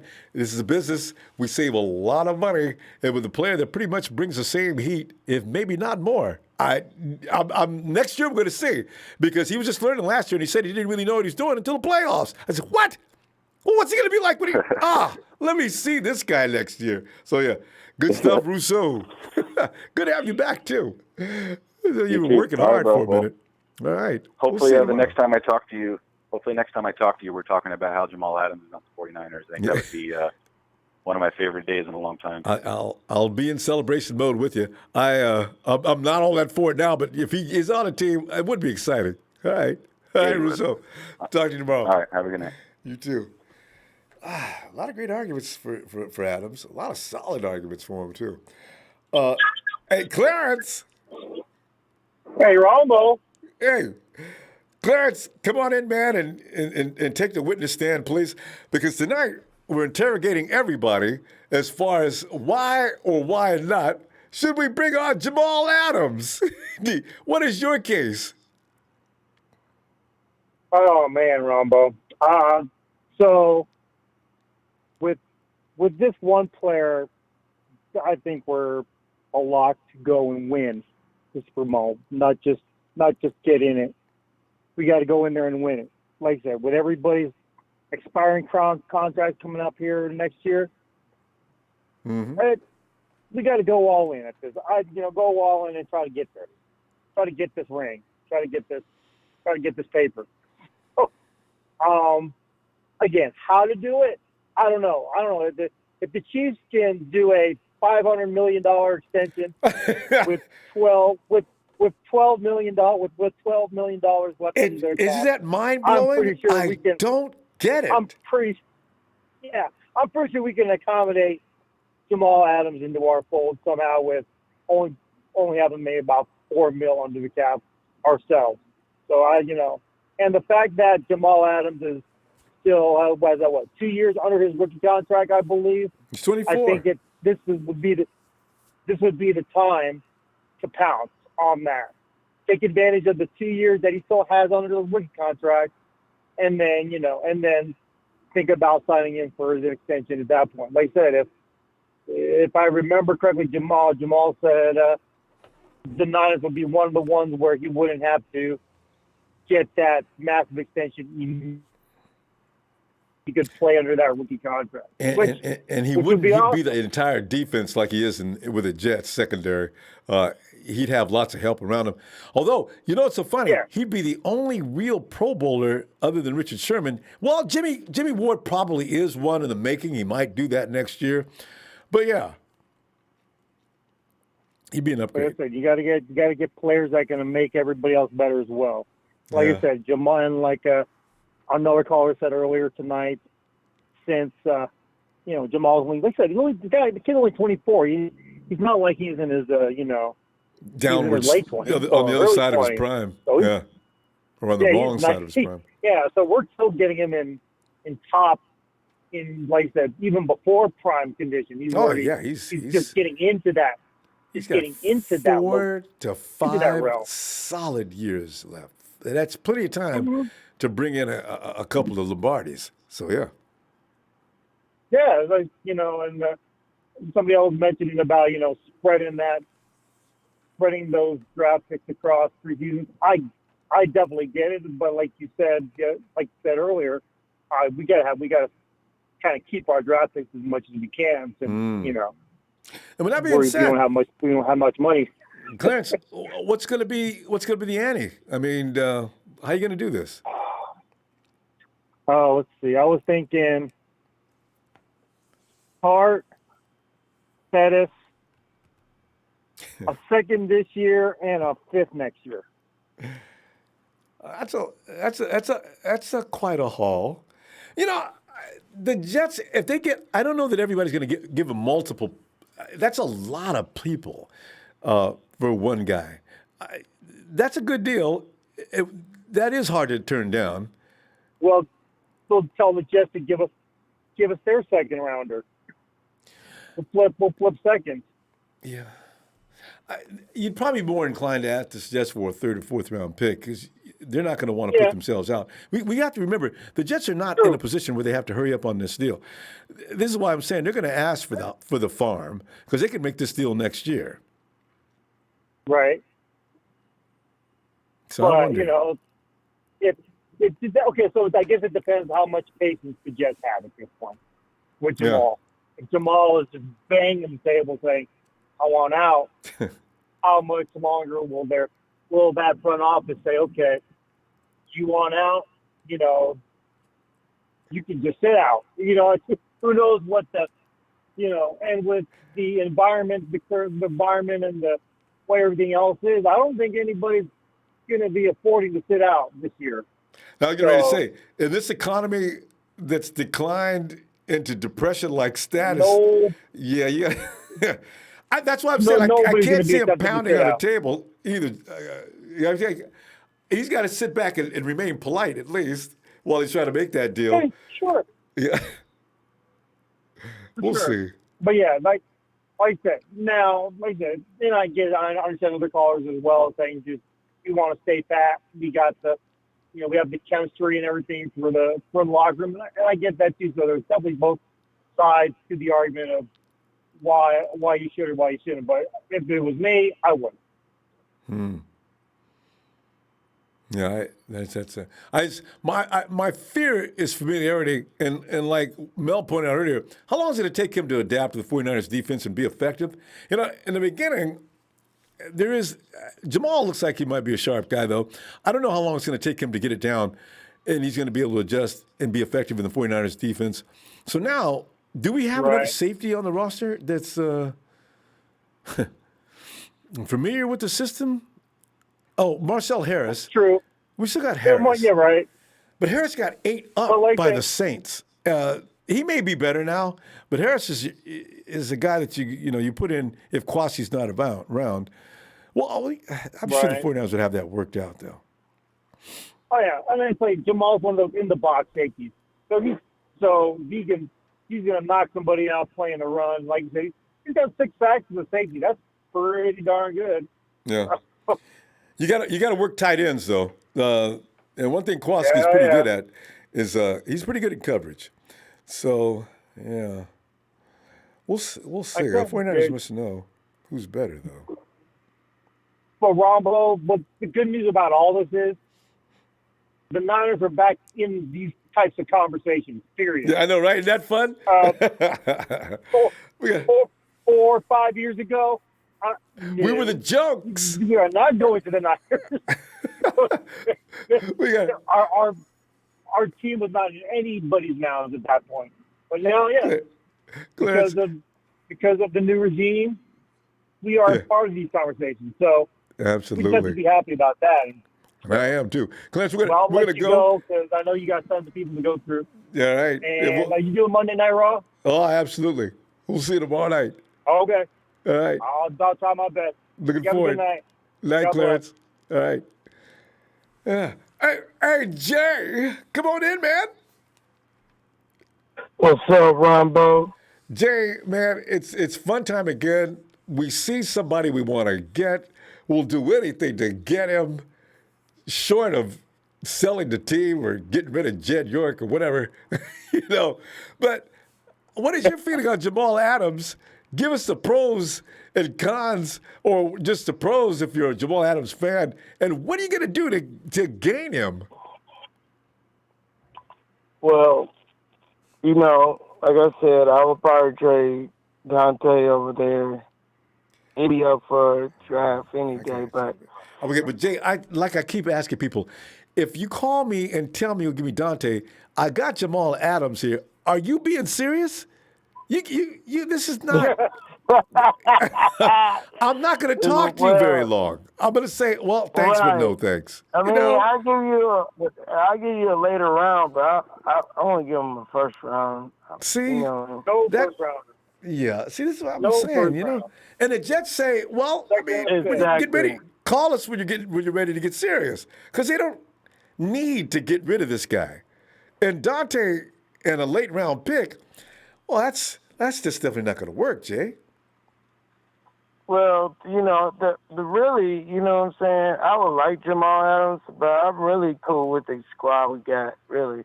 Yeah. You know what I'm saying? I like how they play together, and I really, if we wanted him, we could have got him in, a long time ago. 2017, but, when we should have got him. Yeah. And who wanted him too? I think, what's our guy from that calls in from England? Anyway, Tony. From England. No, the guy that calls in and usually makes everybody mad. Jack. Yeah, remember Jack was telling everybody Jamaal Adams. And everybody, and of course he got pushback from everybody, or a lot of people. Jamaal Adams is a guy, and everybody said, okay, we got Solomon Thomas, as you know. Only a small percentage was very excited about that. So we could have had Adams in 2017, just like you're saying. Yeah. Right. So, at the end of the day, it'd be great for our defense. Don't get me wrong, but like the other caller said, it's going to be a learning curve. He's got to learn the system. And he's just got to have to learn, because we play zone most of the time, so he'll have to learn that. But as far as him being an animal on the field, he's an animal. So, of course I would love him on our squad, but at the same time, I wouldn't sacrifice our squad to get one player. That don't necessarily make your team better because you get this one player. No, they all I got to get work that. together. Huh? No, I'm sorry, that was somebody getting in. But go ahead. I just feel like we need, we work better as our, with the people we got, and I wouldn't trade and get all these because we already trade some picks. We need to keep our picks. You know what I'm saying? We need to sign the players that we have, and we can add more pieces through the draft.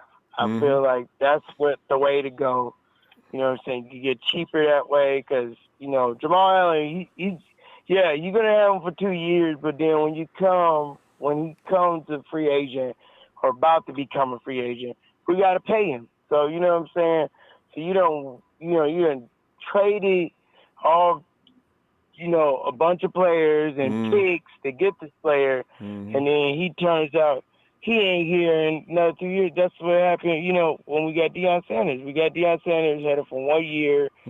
Yeah, that got us a Super Bowl, but at the same time, we want to win multiple Super Bowls. We ain't trying to win one.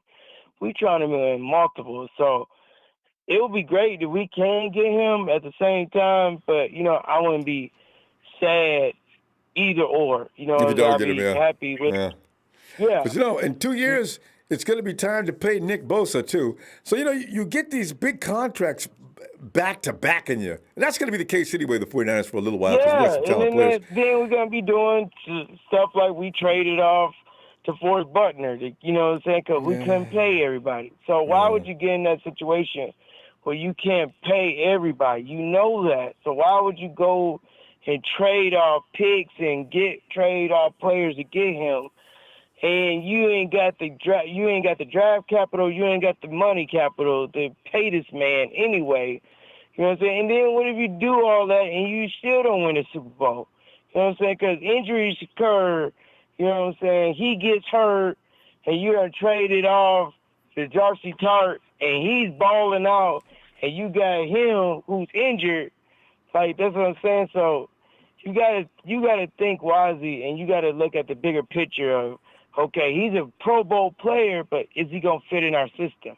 And so if we get him to fit and come in here, and he doesn't fit our system, and he gets injured, and then we ain't got nobody to put him in to substitute when he's hurt. So that's what I'm saying. I don't want to hurt our squad. We haven't cut Marcel Harris yet. It's God. It's really tough running a professional football team.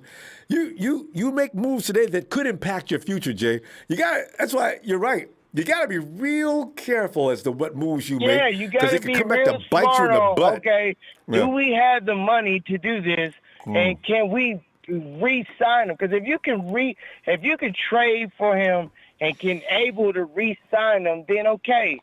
But if you ain't got the money to re-sign him and you did all this trade just to win one Super Bowl and don't see another Super Bowl for another 15 years, then it ain't worth it. You know what I'm saying? If you got a chance of winning 3 to 4 Super Bowls in 10 years, I tell you what, I look at Sanders as a slight mistake. We gave up, it was third. We gave up some high round draft picks. And he ain't here. A few weeks. Yes. He ain't here. So Jay, that's what I'm saying. So I agree. Jay, we're out of time though. Let's continue this tomorrow because this is one of those things that can go on for a long time. But yeah, you got to be careful. Yes. All right, fam. We'll see you tomorrow. Thank you, sir. Thank you, Ronbo. Appreciate what you do, brother. Thanks, you, sir. fam. All right. Yeah, you got to make these deals, man. You got to be careful. Everything's got to be braided in so it comes out right at the end. You got to be making crazy ass moves. Nancy with the Nintendo Star says this. Thanks for the contribution too, fam. He said, "This is a bunch of BS. Nobody would have even thought twice about trading Tart last season when we were winning. The only guys on the chopping block most of the time were Witherspoon and Pettis, and of course Solomon T. Of course, we all know that we're not going to get anything for Solomon T. either. 49ers, you guys calling us about Solomon T. You don't even want him. You didn't even renew his contract. You're not even picking up an option on him. Give me a break. So, And, see, we had another. Oh, yeah. Guerrero! Guido says, hey, we got to play and win it all. We have youngsters, players, other teams are hating because they know we were on top of the world. Yep. That's, But see, now we're in that window. While it's open, got to strike hard and fast and make intelligent deals. That's what a front office that's worth a damn, that's what they do, Because every time I look at Belichick, wow, man, it's just a wizard. Hey, let me holler about in there. Oh, Dance with Nintendo Stars has another message here. And thanks for that contribution, fam. He says, if you ask any Niner fan last season, who could we get rid of? They would have left the team the way it is now, that we lost a big game. Anybody can be expendable. Yep. See, it changes the whole narrative, winning versus losing. Because when we lose, everybody get that bleep out of here. And let's see if we can make this deal. Give him a second-round pick. We'll take that. Remember when OBJ was hot? We didn't have any wide receivers? Go get OBJ. Second-round pick ain't nothing. We got him. No, we didn't. We picked up Sanders. We gave up. Do we give a second and third? Yeah, we gave up. Yeah. And now, that one still hurts me. If we could have won a Super Bowl with him, okay. But we didn't. It's a scary thing. Hey, let me holler Rod on in here. A Niners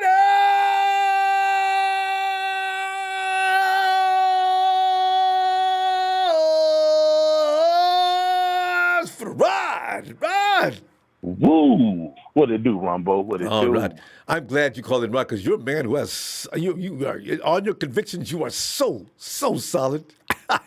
Rod does not get swayed by public opinion or anything else. It's all about what is on his mind. Rod, Jamaal Adams, he's out there. If you can make a deal that makes a Jet say, oh, baby, let's do this. Or, Rod, by chance, are you in the other school that says, man, we don't need no Jamaal Adams here. We fine. Where you at? Well, keep it real with you, Rumbo. I'm going to start it off in a way nobody in the faithful has even bought it to. Yeah. I'm going to go back to Jimmy Ward and Jaquiski Tartt's high school seasons. See, these boys have been able to play together as well as they have together because they got a chemistry. But let's be honest, guys. Let's just be honest. And I'm from Alabama. I saw them play in high school. Love them. But, hey, bottom line is this right here. Neither one of them, since they've been there, have shown the ability to be ball hawks. This is what we need to complete our defense. Because let's just be realistic. That D-line is the reason why we were able to do the things we were able to do in the secondary. Not to mention Richard Sherman's ability to communicate with those guys. I hear a lot of people in the Empire talking about Richard Sherman's going to be gone in 2 years. Stop that shit, y'all. You don't know how long that man going to be here. He might have 3 more years in him. Every time we get together, people, we talk about how long Richard Sherman's going to stay. Right. I don't know that. Okay, he got beat on his coverage. Okay, look, it happened. Everybody gets beat at least once or twice. Richard Sherman ain't no exception to that rule. As far as keeping the team together, yeah, we want to keep the solid base of the team together. But I'm going to be honest with you. There's only a couple of people on our defensive side of the ball that I think could really become casualties, and it's just based off of contracts alone. That would be Quan Alexander. That would be D Ford. And, of course, everybody wants to see Solid T go. So those would be the guys that I would include on a trade. But as far as everything else goes, look, if we can get Jamaal Adams, y'all are crazy as shit if you think we're going to say no.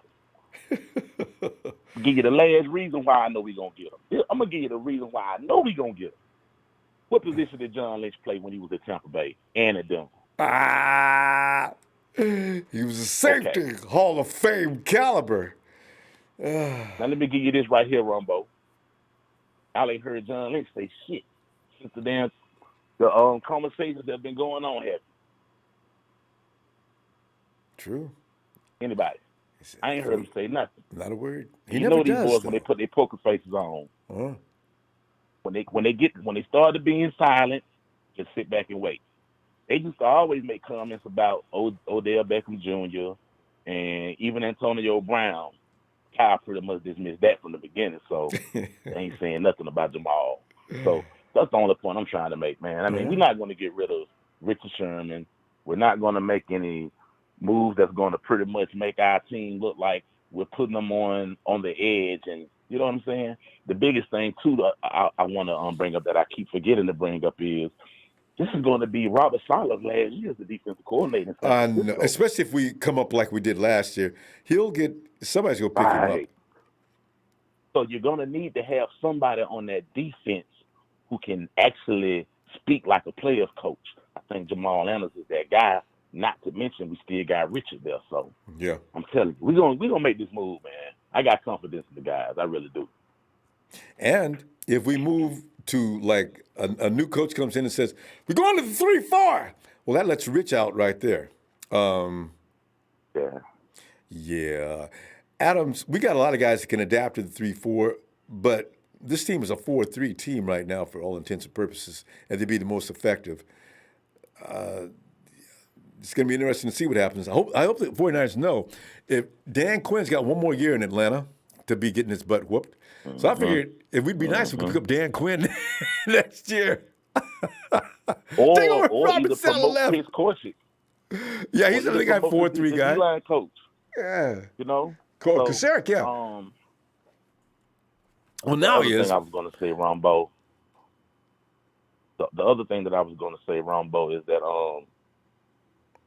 yesterday when we talked, I know I got a bad connection. I didn't really get it out. This is pretty much off the subject of today's topic. But Raheem Mostert, we're not getting rid of him. No, I don't think so. Yeah. Bottom line is you're on the contract. We don't have to get rid of you. I mean, we're not going to even have a conversation, dog. If you don't want to play, sit your ass down. We'll bring somebody in to play for you. But no, we're not getting rid of you. You didn't get every stride since you've been in the offense. And I mean, it would be insane for us to get rid of him. It would be insane. And Rod, it's not going to happen. The way his contract is set up, he has no leverage. If you sit down, you don't get paid. And I believe you have a family. So you need to get up, put your helmet on. You're going into the next series and stop this. Well, after this year, if you light it up, you know we're going to give you more money, but stop acting. Right. You know, just come on. Tell your agent you don't need him. Man. So. Couldn't have said it better, Ronbo. Couldn't have said it better. Wow. But such a strange situation. But yeah. As always, my man, I want to say thank you for this platform you provide for the faithful. We are definitely rooting for you to just keep this thing going. Nice. Thank you for keeping our spirits high during this corona crap. Got to do. I want us all to keep smiling. We're gonna get through this. It's like Dion says, we're gonna get through this. It can't last forever. We can whoop this. So all right, Phil. I'm gonna see you if you get a chance tomorrow. Okay. Yeah. Are you ready? Put this in my boy MC9's inbox. Look, man. Petters ain't got nothing to do with cats as far as I'm concerned, dog. We like cats, man. There you go. All right, Ronbo. There you go, MC. See? A nighter!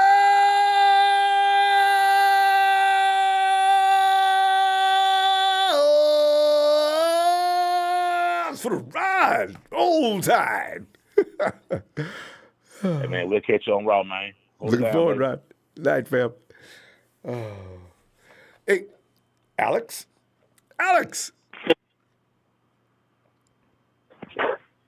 On Ronbo. Hey, so we got more than one Alex. I remember Alex. There's another Alex too.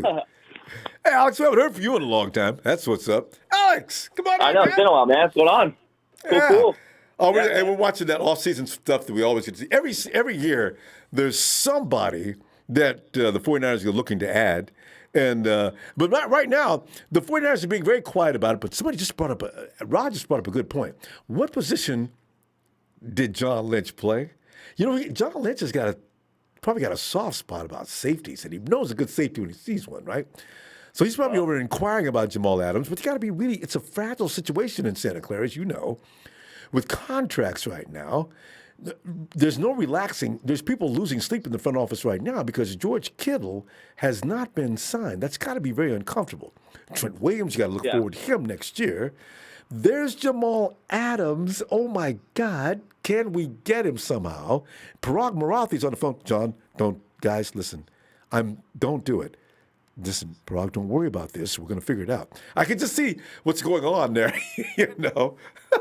But but Alex, what are you thinking about this? Do you want to get Jamaal Adams? What's up?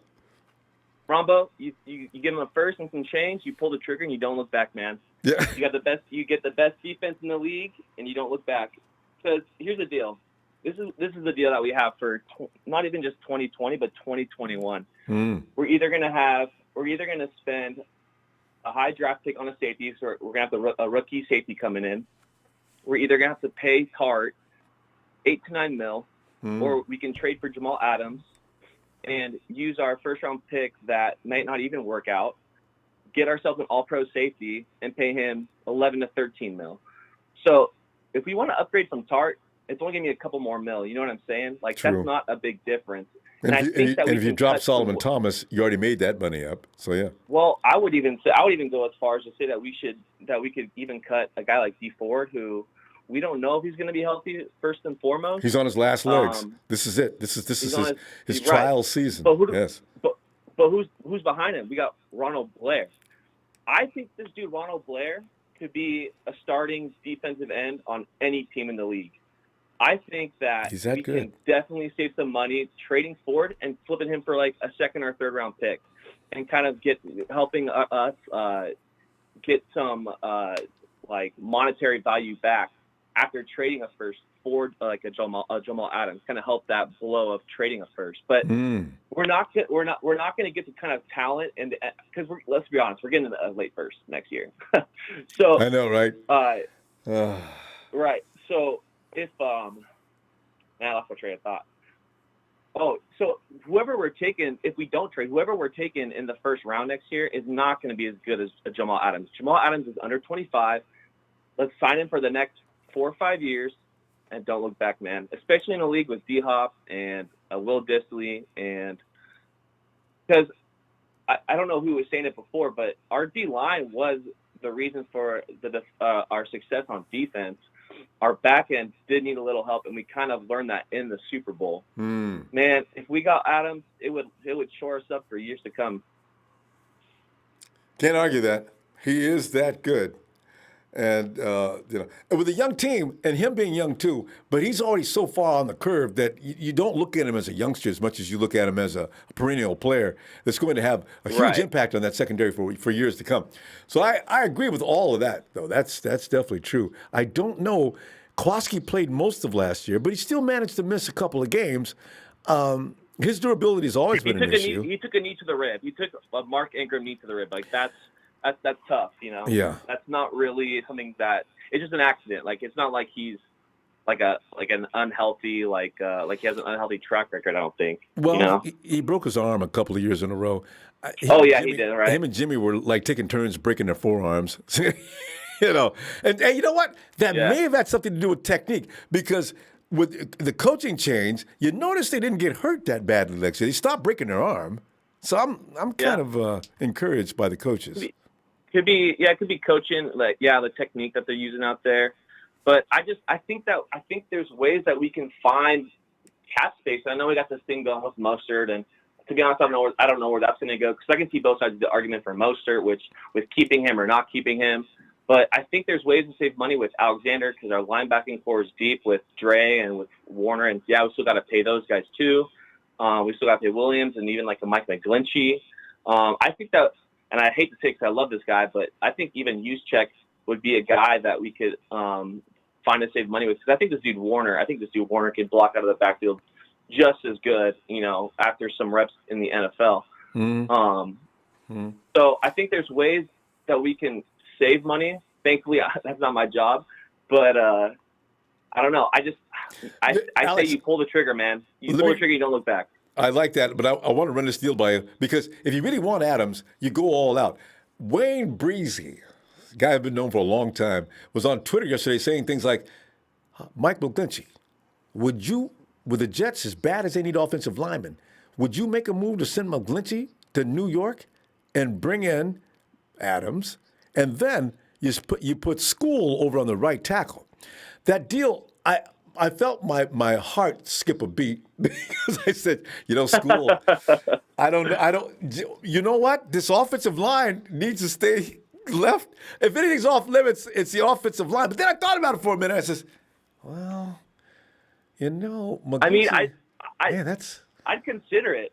I consider it Would you? because McGlinchey's a great run blocker. Like I love watching him block down the field, but his pass blocking I would say is like average to below average. Yeah, there are times when McGlinchey they get by him, don't they? Right. So I would consider it. I mean, I haven't really put too much thought into McGlinchey like as a trade piece. But I mean, I would. I mean, look at Buckner. He got traded, so I would say nobody's safe, right? And Buckner was that was a cornerstone of our defense.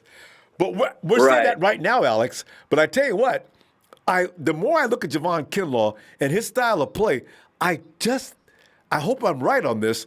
I have a feeling, and somebody who is that already said he was going to be better than Buckner. There's been a couple of people that came out and boldly made that claim. I won't go that far, but I do say. We'll be fine with him. I think, Ronbo, I think he'll be better than Buckner. I think his get-off is elite already. I think that he's going to be a force to deal with. Double teams aren't going to do anything with that guy, and we already know that Bosch is not getting, double teams not holding him back. We already know that Armstead. Three guys. Our line is so deep, and that's kind of like why I think even Ford is expendable. And we could even flip him for a high draft pick at the end of next year to kind of like save some cap space. Mm-hmm. And I didn't want to touch up on the argument that if Adams came here, it would take a while for him to adjust to our defense. This dude doesn't need that much time. This dude is an all-pro. He's gonna come in and he's gonna figure it out in a week or two. And most likely, if that, Alex, because you look at Minka Fitzpatrick coming from Miami to Pittsburgh, and it was like almost instantaneous. That's like true. Success Alex, for him. So we're out of time, Alex. Good point. Yeah, no worries, man. All right, Alex, get in here tomorrow. I'll be looking for you. All right, always good stuff. All right, fam. All right, good night, brother. Good night, fam. Oh man, such an excellent points made tonight. And actually, the fours are starting to pull way ahead now. There's a big gap between the fours and the four knots, So, and Dance with the Little Stars, thanks for him. He says, wake up, guys. Kyle and John are not the type of guys who just give up on players just to trade for better players. They give guys a chance. First in the draft, they pick guys who surprised everybody. And that seems to be a given with John Lynch. I mean, look how much time, would you or I spend as much time arguing with Dante Pettis as far as what his job is out here? Or would you have kept Solomon Thomas this long? They would have stayed with Ruben had he not had the police coming out to the house all the time, Well, it's a big show. It's a big show on the night show. Boy, I know show's got. Boy, Show, let me move out of the way. Go ahead, step up at the witness stand. Show, hold your hand up, please. Do you swear to tell the truth, the whole truth, nothing but the truth, so help you God? I plead the Cinco. I'm kidding. Take it away, Show. And I try to warn you all about Reuben Foster before, and you all called me crazy, and look what happened. Yeah, we did. But that's a story for another day. But as far as Jamaal Adams goes, Ronbo, as the previous caller said, you absolutely pull the trigger. I am all for upgrading any position on the field whenever it becomes available. You don't turn down an all-pro safety when you have the opportunity to draft him with the second pick that year, and you actually drafted with your heart instead of your head and chose Sloppy Solomon over Jamaal Adams. Oh, don't get that would make up for that draft. That would make up for that draft so bigly if they went ahead and pulled the trigger and traded for Jamaal Adams this year. And add Solomon Thomas into that package. Oh, exactly. God. That's $7 million off. That's $7 million off the books, and enough to pay Jamaal Adams his rookie deal this year. I'd have two. And he's not gonna. He's on his rookie contract for 2 more years, and we won't have to pay him until that rookie contract is up, as people have said tonight. I don't know why people are freaking out about money when that's not going to be an issue right now. He said he would be willing to play under his rookie contract for the next 2 years, and it wouldn't affect us. And for for what 2 years, coming on 2 years. Yeah, well, this year, next year. Yeah. It's not gonna be an issue. Money's not gonna be an issue right now for him. The only people we have to worry about the next season are Trent Williams and Trent Williams and George Kittle. So yeah. And I looked at Spot Track, and there's a total of 36 free agents that we have that are not going to be with us next year. That's a lot of money off of the books right there. So you got to sign. You can't let 36 players. They have to sign some of those people. They can't let them all go. Oh, no doubt. There's no doubt they're going to sign some of them back, but that's a lot of money off the books, though. Yeah. You know, like the 1 year players aren't going to return, so there's millions there. You know, so money's not going to be an issue when it comes to signing Jamaal Adams. Mm-hmm. And there's the draft is a crapshoot. Like I'm not too worried about giving up a first round pick because we're going to be like at the bottom, like people have said also tonight. We're not. I mean, what are we going to get at there? We're not going to get an all-pro safety at 31 or 32. Between 28 and 32. I know. What is the big deal? You're right. You know, so you're already in the second round.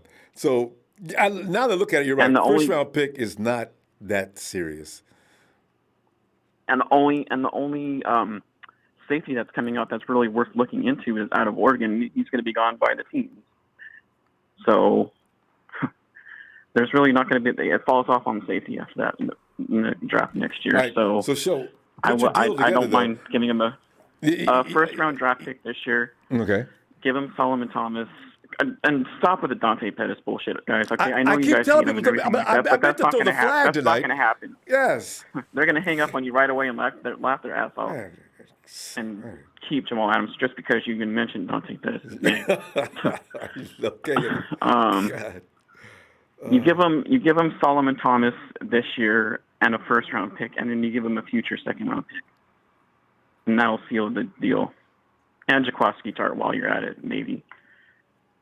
Sure, that's going to cost a lot, but you know what though? I'd move Kwaski where I could get a higher pick because they need to give me. I need to get something for Kwaski Tartt. He's not that bad. I mean, some teams need a safety. No, he's not bad. Like Kwaski Tartt because in exchange for Tartt, in exchange for Tartt, they could always give us like a fourth or a fifth round pick back. Well, I mean, at least something. An extra pick won't help. An extra pick won't hurt. Yeah, you know what I mean. So. Get the deal done. We need our secondary was exposed no matter how much anybody wants to deny that it was exposed in the Super Bowl. Patrick Mahomes took advantage of our secondary and our front line was doing their job. Mm-hmm. We were just picked on back there. So well, and the refs also did their job by making sure that holding was not called. Sons of bitches.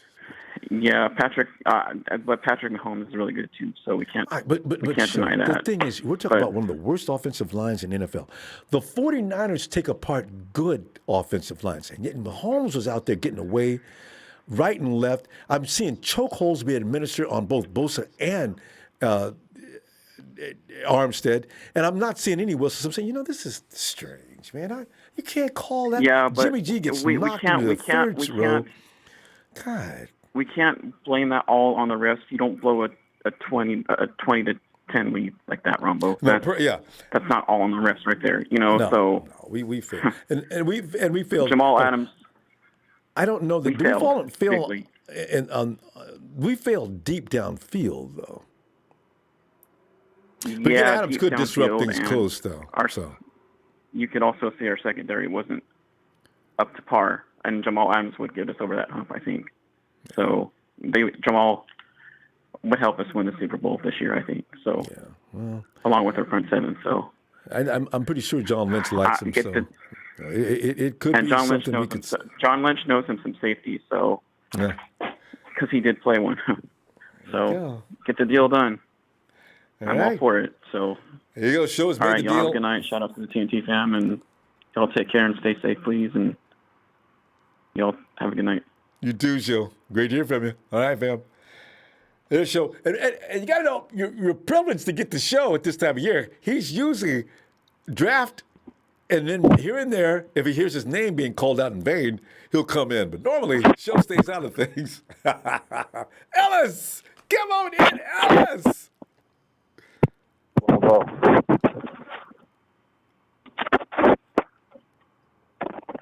Hello. Ellis, yes. You got a lot of noise going on there. You got to set. Oh, you're okay now. All right. Ellis, is that your mic? Your microphone's What's up, rubbing up Chan? against. Yeah, your mic's rubbing up against something, I guess. Ellis? Let me see. Mm-hmm. Hello. Is everything cool? Yeah. Okay, noise seems to have stopped. All right. Ellis, as you know, the subject matter tonight involves Jamaal Adams, who the rumors are picking up. 3 weeks ago, Ellis, somebody said, Jamaal Adams, we can get Jamaal Adams. I said, no, you can't. Jamaal Adams is not for sale. It's a joke. And now, here it is. Ain't nobody laughing. Ellis, it's no longer a joke. And the 49ers are over there seeing what's up. from what rumors are saying. But, Ellis, are you a fan? Do you want to see Adams put on that red and gold? Or would you rather stand pat? And if you are, what are you going to give? What's going to appeal to the Jets? Because they're saying if we get an offer that we can't refuse, it's another story. Otherwise, he stays in New York. What do you think? Well, we could try to give them an offer that they, could not refuse, or we could give them, what the hell, what he's worth, and that's that. I mean, this is one player. I know he's a safety, and I haven't seen too much of this Jamaal Adams, kid, but I've heard that he's a beast, and I like it. I like to hear what he's done. I see he's got some serious leadership qualities and some other things, and he's a definite asset. However, if we're talking about giving away Jaquan, what was my man? Was that show before? Yeah. What did he say? Give away Jaquaski and how many other players? First round like pick and a future second. A first round pick, a future second. Yeah. He said Jaquaski, Solomon Thomas, and who else? See, I don't want to give away. I want Kwaski. I think you get some value for him. I want more than just a fourth round pick. I believe I can get a third round pick from somebody for Kwaski T. I'm gonna tell you right now, we are not giving them that much damn capital for no Jamaal Adams. This kid could break. He could become injured. I mean, he's mortal. He can be. You know what I mean? Yeah. No, really. He can hurt. He can injure himself. You give away all that capital. Just think about it. Mm-hmm. I did. I didn't consider it. And I said, you know what? You can draft somebody and take the risk is about the same. He comes in, like you're saying, and gets hurt. Now we're back at square one, and Kwaski's gone. And we gave up all that capital. We gave up Solomon T. We gave up Kwaski. Now I understand what he's saying as far as trying to get the deal done and giving them. If we're talking giving them a deal they can't refuse, then shit, that's right up the alley. But that's a lot. That's a lot. I can't say. I would say, look, give him Raheem, give him Solomon in the fourth round, and call it a damn day. A fourth or fifth round. You're right, because you're going to have to take a bath on this because they don't have to get rid of. Adams can stay mad all he wants to. There are 2 years left on his contract. So they're going to say, you got to come, you can't come nothing. That's too weak. You got to do better than that. So they're going to sit there and they're going to ask for a lot because they're sitting in the driver's seat right now. So I'm saying, be careful. 49ers, we need to be careful what we're getting ourselves involved in here because we could get just stripped naked. Yeah, I mean, and they win and they laugh at the end, you know what I mean? And so that's what I think. Or if you help a safety, give him Jaquaski, even, I would hate to see him go too. I actually like Jaquaski, Todd. I happen to like him, you know what I'm saying? Him and Jimmy play well together. I like their continuity. I like, how they mirror each other as, as far as playing at a high level with consistency. However, in this case, if we're getting a high caliber player like this Jamaal Adams, then like I said, package, Raheem and Jaquaski in a fourth or fifth round then. Since they're giving up a safety, give them a safety, and then we don't give up Solomon Thomas. But I would rather give up Solomon and Jaquaski, to be honest, than Raheem Mostert. But because, he's being disgruntled at this moment, those kind of things could offset a lot of stuff, on-field things and locker room things and, guys are going to be understanding, but sometimes the energy shifts and stuff like that. When you talk about you want to trade, I'm just saying. Hence, Raheem But ends up staying on the team. You know what's good about that, though, Ellis, your deal? Solomon and Kwaski have expiring contracts. So that's the attractive thing about that deal. The Jets don't like them. They can just say goodbye, and that's it. They got the draft pick still left. So the 49ers have just and they're out of our hair, and we save so much money too. You know what I mean with that. But are they willing to be that nice to us? When's the last time we dealt with the Jets? Because we got about 2 or 3 teams we consistently deal with. Everybody else, the 49ers don't have nobody other than Kansas City. Who else? You're right. You got to think about it. Who do we deal with? Yeah, no, Nobody deals with us. Somebody in the chat, let us know, man.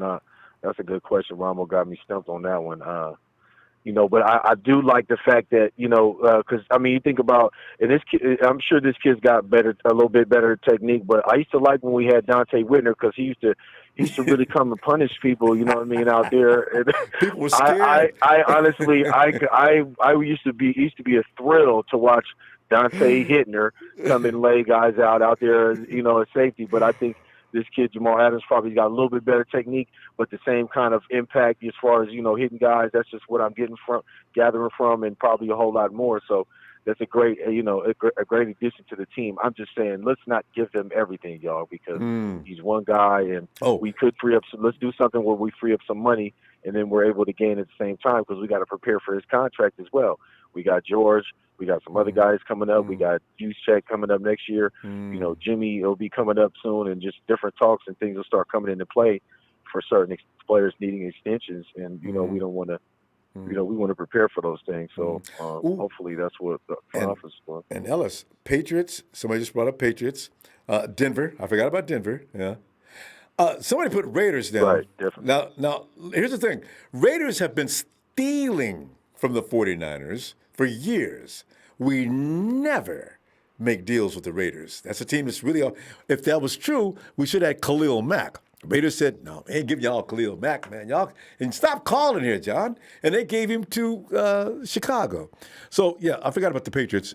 Belichick likes Lynch and Shanahan. So, yeah, there is a deal there. So I'm getting rid of Kwaski T. Didn't the Raiders just get Jeremiah Valawaga from us? Yeah, but we didn't get anything back. If Valawaga, I think they cut him. The Raiders, they got him and cut him? No, I mean, we had Valawaga. The Raiders have him now?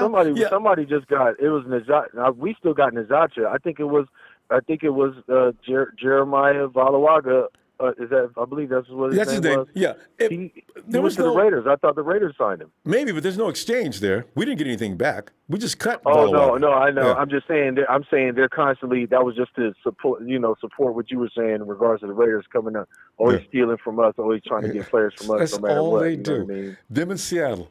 But fam, we got to go. Let me see tomorrow, Ellis. If you get a time, huh? Yes, indeed, champ. Thank you as always. Shout out to the Ronbo, sports fan club, man, and the Niner faithful, everybody, man, all y'all out there. Make sure you download that Ronbo Sports app. The subscribes. Let's run those up, man. Let's run those numbers up. Thanks, Ellis. And shout out to you as always, family. Again, back at you, fam. All kinds of love. All right. See you tomorrow night. Peace. Yo. Yeah, them criminals, boy, I get Raiders and Seahawks, boy. They be sitting there watching every player we got. As soon as he gets cut loose, we gonna pick him up. Boy, you leeches, parasites. Hey, Shaleo!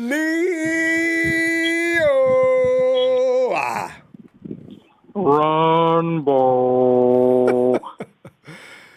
Shaleo. Hey, Shaleo. Tonight, as you know, the spotlight is on Jamaal Adams and John Lynch. And to be or not to be, is it going to be a question? Don't you love when that comes up? But anyway, Shaleo, are you a Jamaal Adams fan, or do you say nay? Your thoughts as you step up to the witness stand. I got a call today. Who? Yeah, I got a call from Dak. You never get one from Jerry, though. I keep waiting for that call, but go ahead. Yeah, Dak called me. Yeah. It was like, he was crying. Yeah. Because Jerry told him the Red Rifle was going to be the starter. How about them Cowgirls? How about them Lambs? How about the Peacocks? How about them Arizona Play Card? 8 spectators. Cardinals? And last but not least, how about them Oakland, Las Vegas, Trader Raider Chippendale? Woo! Chanel, I gotta tell you, man, because I'm always leery about certain deals. And this one, I like it. I'd probably be satisfied upon its arrival. But I still, I don't know. What do you feel about Jamaal Adams to add to the roster? And what would you be willing to give up to get him? I wanted him in the draft. Lynch, this is you can get make up for that wrong. Big time contract off of this. Ooh. You know, your buddy Kyle got one. This is like when we brought in Dante Whitner. Come on, bring him in. Shalia, you know what? You bring up something. Lynch may be looking to at least make up for the error made in 2017. Make up for this. Make up for the 2017 draft. Give us the Jamaal Adams. Because we got enough pass rushers now, effective. Solomon to only be a rotational player anyway. Just go ahead and pick up and correct that wrong and pick up the safety. I bet he is thinking that way. Actually. Off topic, but, the Warriors had trouble with the Cavaliers. What did the Warriors do? They went out and got themselves a KD. I know. And they won 2 championships. Could have won more. Let's bring this guy in. If they could have got along. Let's go win us some.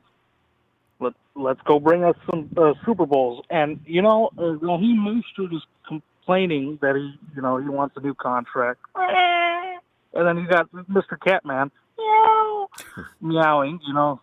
Something's wrong with him. Let's do it. Let's give him a nice little package. Okay, not too much. Give him Solomon Thomas, Dante Pettis, Witherspoon. What else can we include in that? But Jaquiski Tartt. They're not going to want us to empty the garbage into a New York wastebasket. So, you're going to have to come up with something that's going to hurt you. Nobody's really come up with a player that's Adam Gase has already hurt. He has to get a couple of wins this year. Well, I'm saying the 49ers. Adam and Kyle are buddies.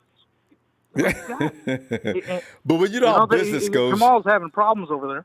Elway and John are buddies too. Yeah, when it comes to business though, you have a beer afterward, but during the course of the exchange or transaction, it's hardcore. Shalil, you've got to make a sacrifice here of a blue chip player. I got a feeling if you're going to go player, or you got to give a first round draft pick, maybe 2, or maybe a first round this year, a second round next year. This year's first round. Okay, and that should be enough, right? I got a feeling the Jets going to say, "Listen, John, that we don't need the players included in said and a first round pick.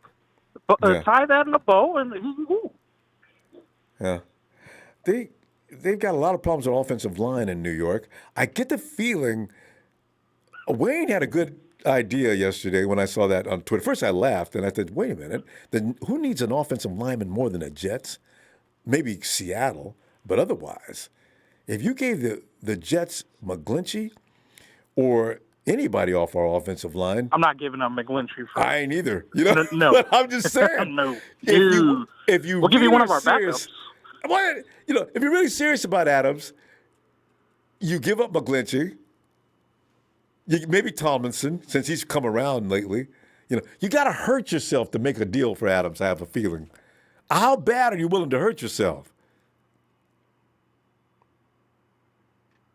Not that much. I don't want to give up. I don't want to give up any of our linemen because they're the best.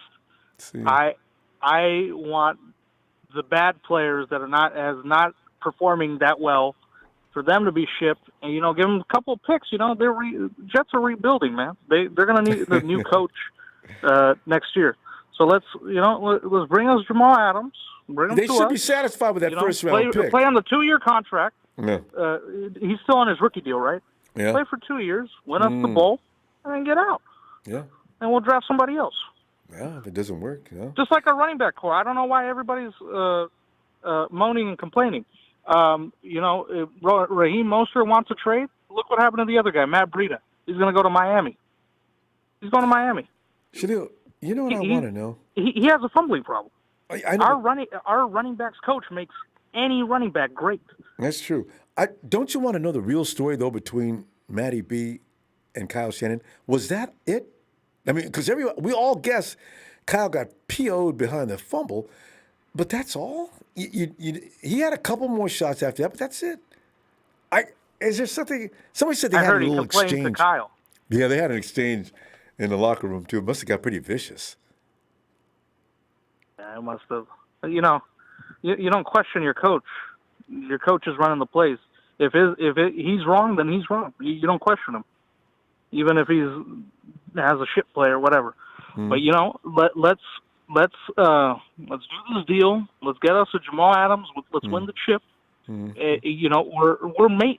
getting good running backs. We have Salvin Ahmad coming in, Michael Hasty. Yeah.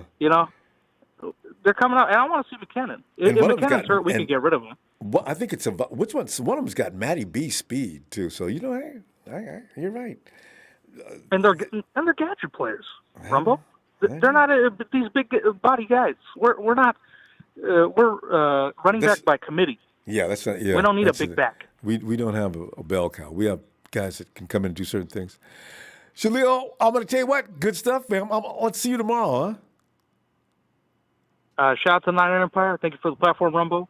Thanks. Wash your hands, hit those likes, and shout out to Somi, shout out to Bashar, shout out to Utah, shout out to Coach. Have a good night, Rumbo. You too, Shalil.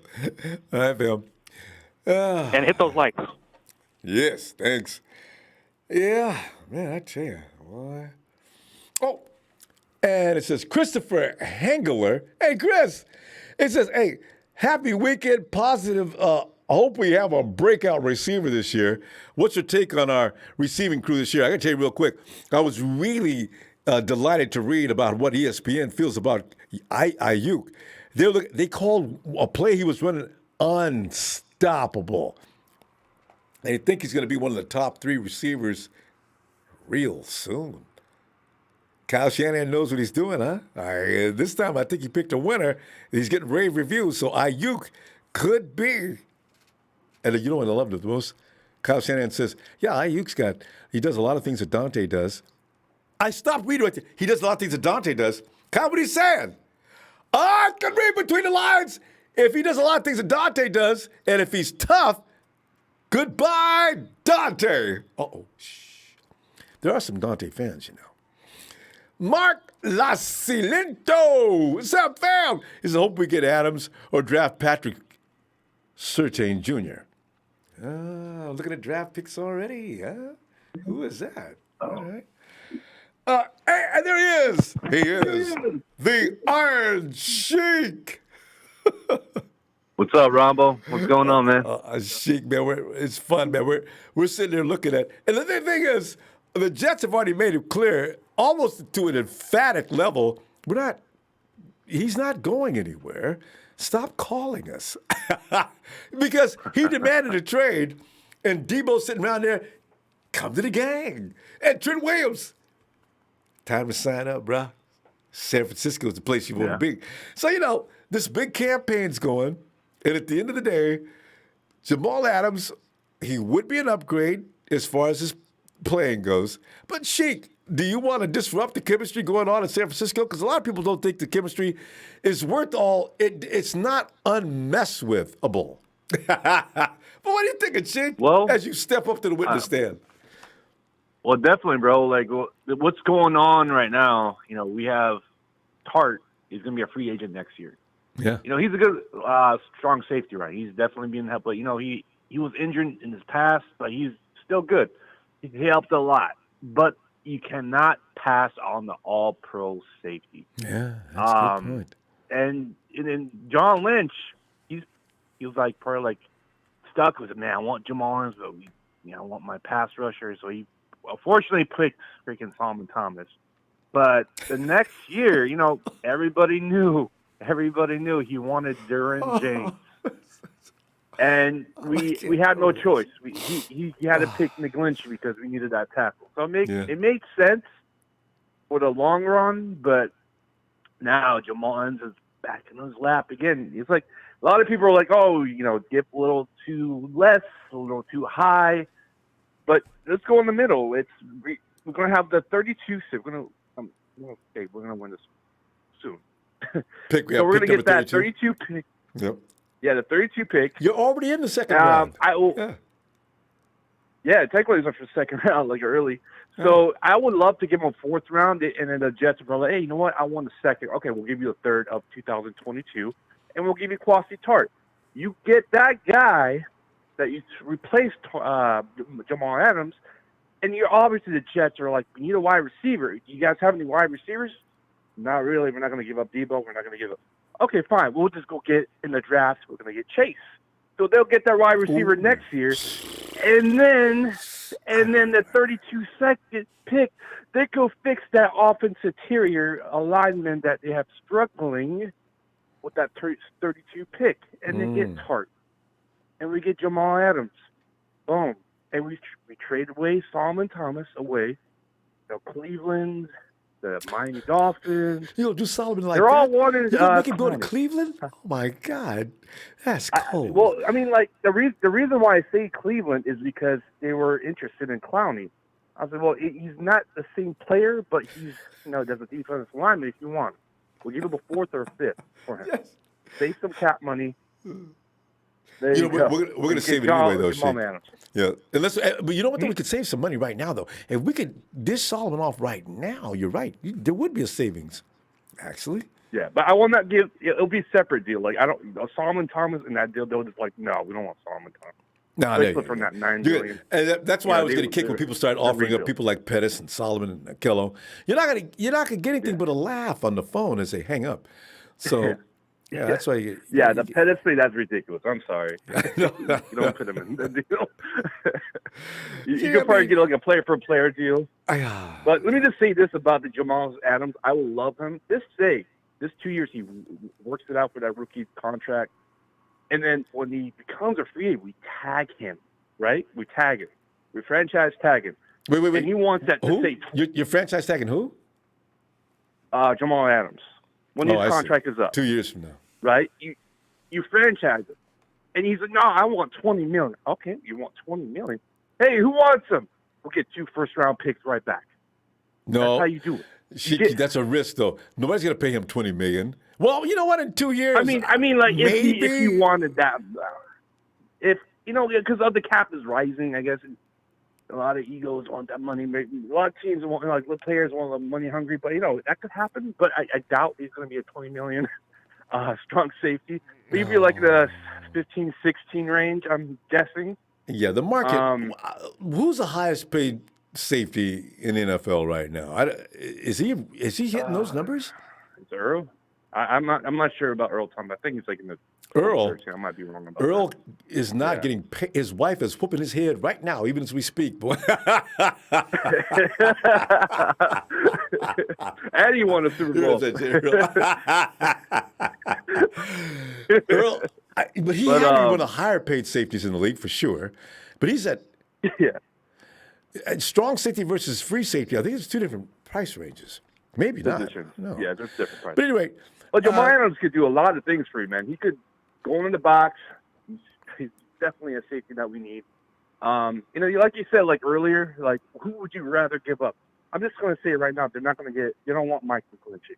The reason why they don't want to do this, got that draft pick of Bexton, and they recently signed Noel Fant for a 3-year contract. They're not going to get a tackle. They don't want that.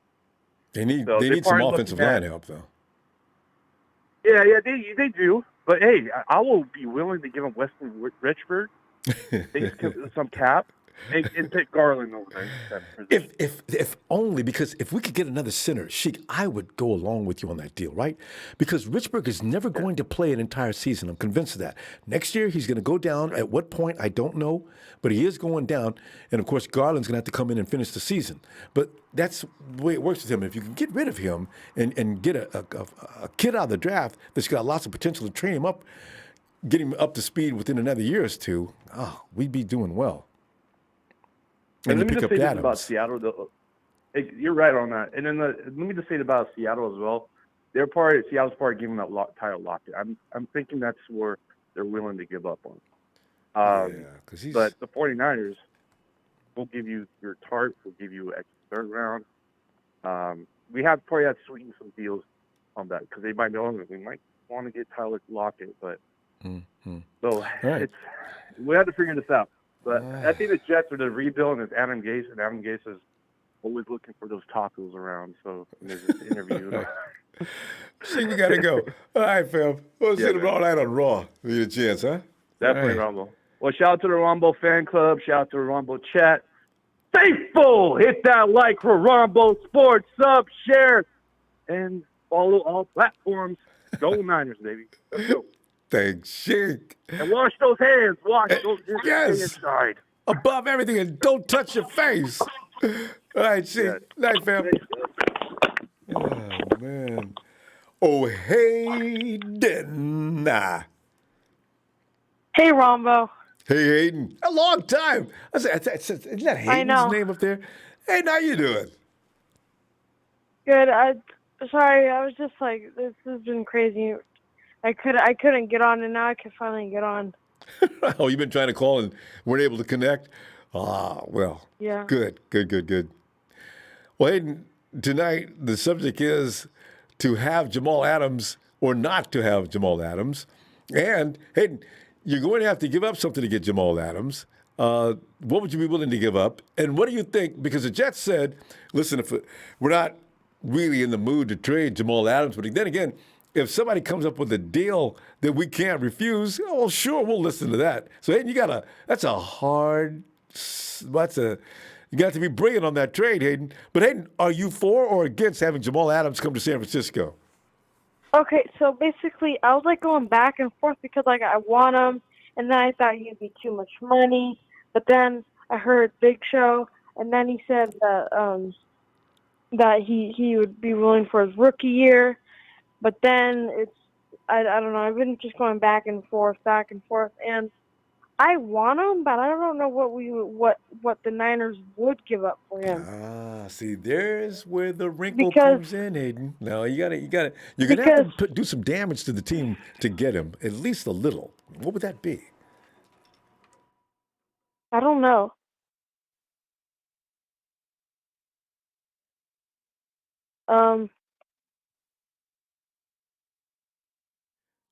Hey, Hayden? Oh, there you are. Yeah. Hayden, that's where the damage, that's where you got to be the GM all of a sudden. Now, you've got to do something that's not going to really cripple the team and something you may be able to Band-Aid over. And at the same time, you've got to make the Jets happy, depending upon how much you want to get Jamaal Adams to Santa Clara. Yeah. It's going to take a little time. It's kind of difficult, isn't it? So, Hayden, in your case, and by the way, Big Show, there you go. You've influenced Hayden. But the thing is, we have to realize the team is not going to be awful next year, regardless as to whether Adams comes or not. We're going to be a better team and probably down the line. But next year, the 49ers are not going to be anybody's weak sister. You know what I mean? So is this a deal that you force? If it is, the damages you inflict upon the 49ers roster, it better be minimum because it's not really all that necessary. It's just a luxury you want to have, and there it is. So, Hayden, you may not really want to make that deal that bad, I got a feeling. Yeah. I just don't know, though, because, like, I just kept going back and forth. And, like, I get both points of views, like, why you wouldn't want to get him and why you would, so I'm like right down in the middle, but I would love to get him. It'd be great for the team, but I just don't know. Yeah. I say it's a deal that we're a Super Bowl team, Aiden. We had a bunch of guys that were kind of young, and they made a few boneheaded mistakes right at the critical time, and that's what happens when you're a young player. You haven't seen enough to be able to program yourself to Yeah. be able to avoid huge mental mistakes all of a sudden. And the Chiefs took advantage of it. Andy Reid's a very good coach. He saw where the weakness might be. He knew better than to do not mess with the 49ers up front, although they did at the end of the game, which was very weird. But you can pick on the secondary with a guy like Patrick Mahomes. Hey, Patrick Mahomes was doing looked like 20 and 30 step drop backs. I've never seen a quarterback do that. So with him, you've got to race him back into that drop or he's going to get you because Patrick Mahomes, with the arm he has, he can hit a receiver in the end zone from the other end zone. See, that's a weapon. So you've got to get to him. Yeah. And I've they been took advantage of thinking us. of one deal that they may take. I don't know. Which one? What do you think? Dante Pettis, Solomon Thomas. Hold on. Hey, no, I'm not going to hold And then on. a first round. Hey, they're not taking that deal. Hey, would you take that deal? No, that's not it. I have Okay, go more. ahead. Good. First round and then Raheem Mostert. Oh, Because he wants out of here too. True.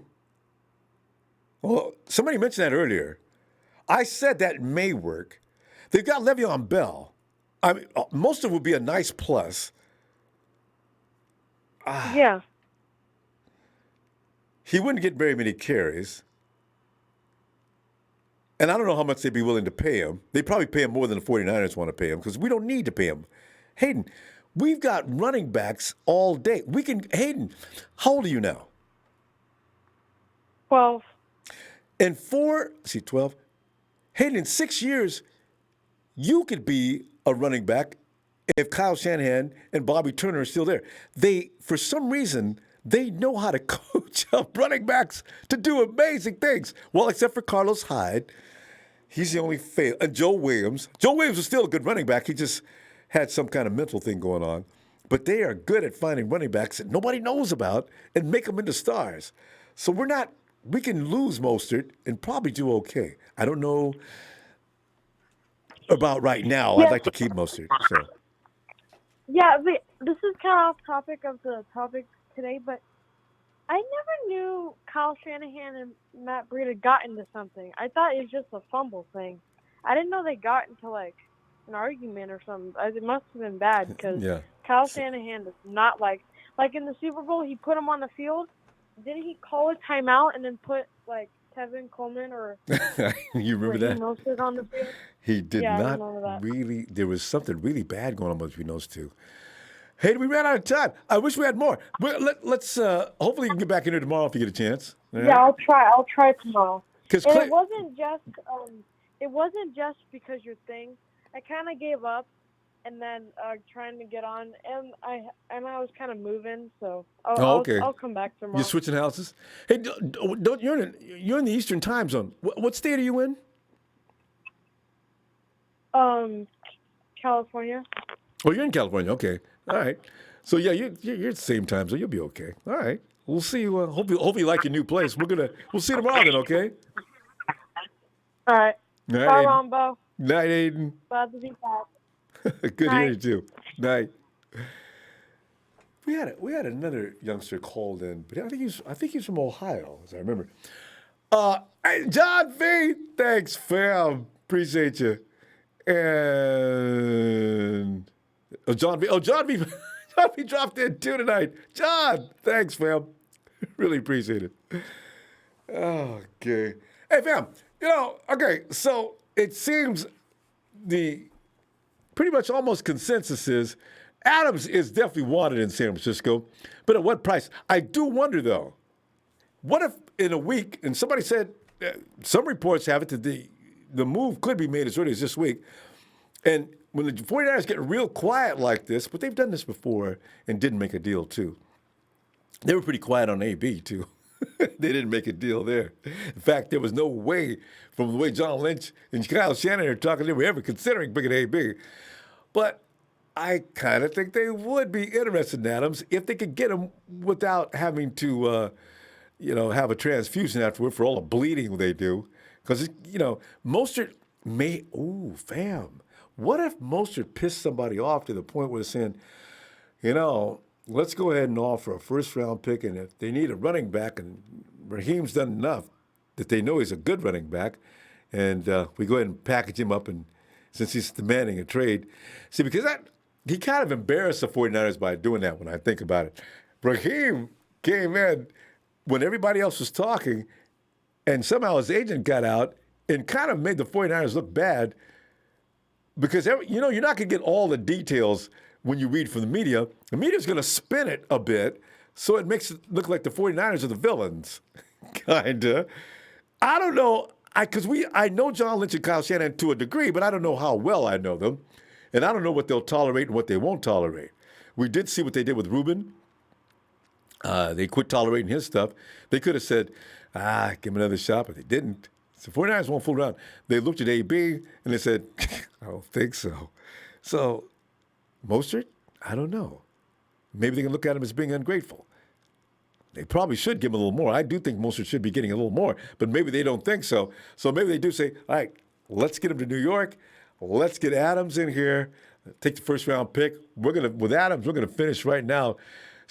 We're going to be so close to the second round, it doesn't really matter. We don't need that first-round pick. Let's do this and see what they say. I don't know who else is going to offer what, but this could very well be in motion. We'll see what happens. About Kwaski T, I'm serious about that. Don't give Kwaski to the Jets. If they ask for it, okay.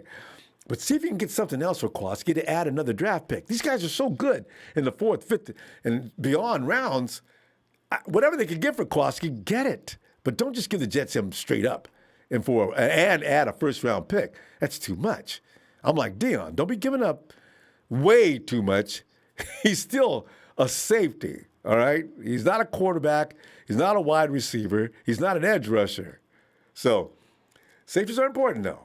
I get it. Fam, I'll see you tomorrow night on Raw. Let's talk some more 49ers football. Niners!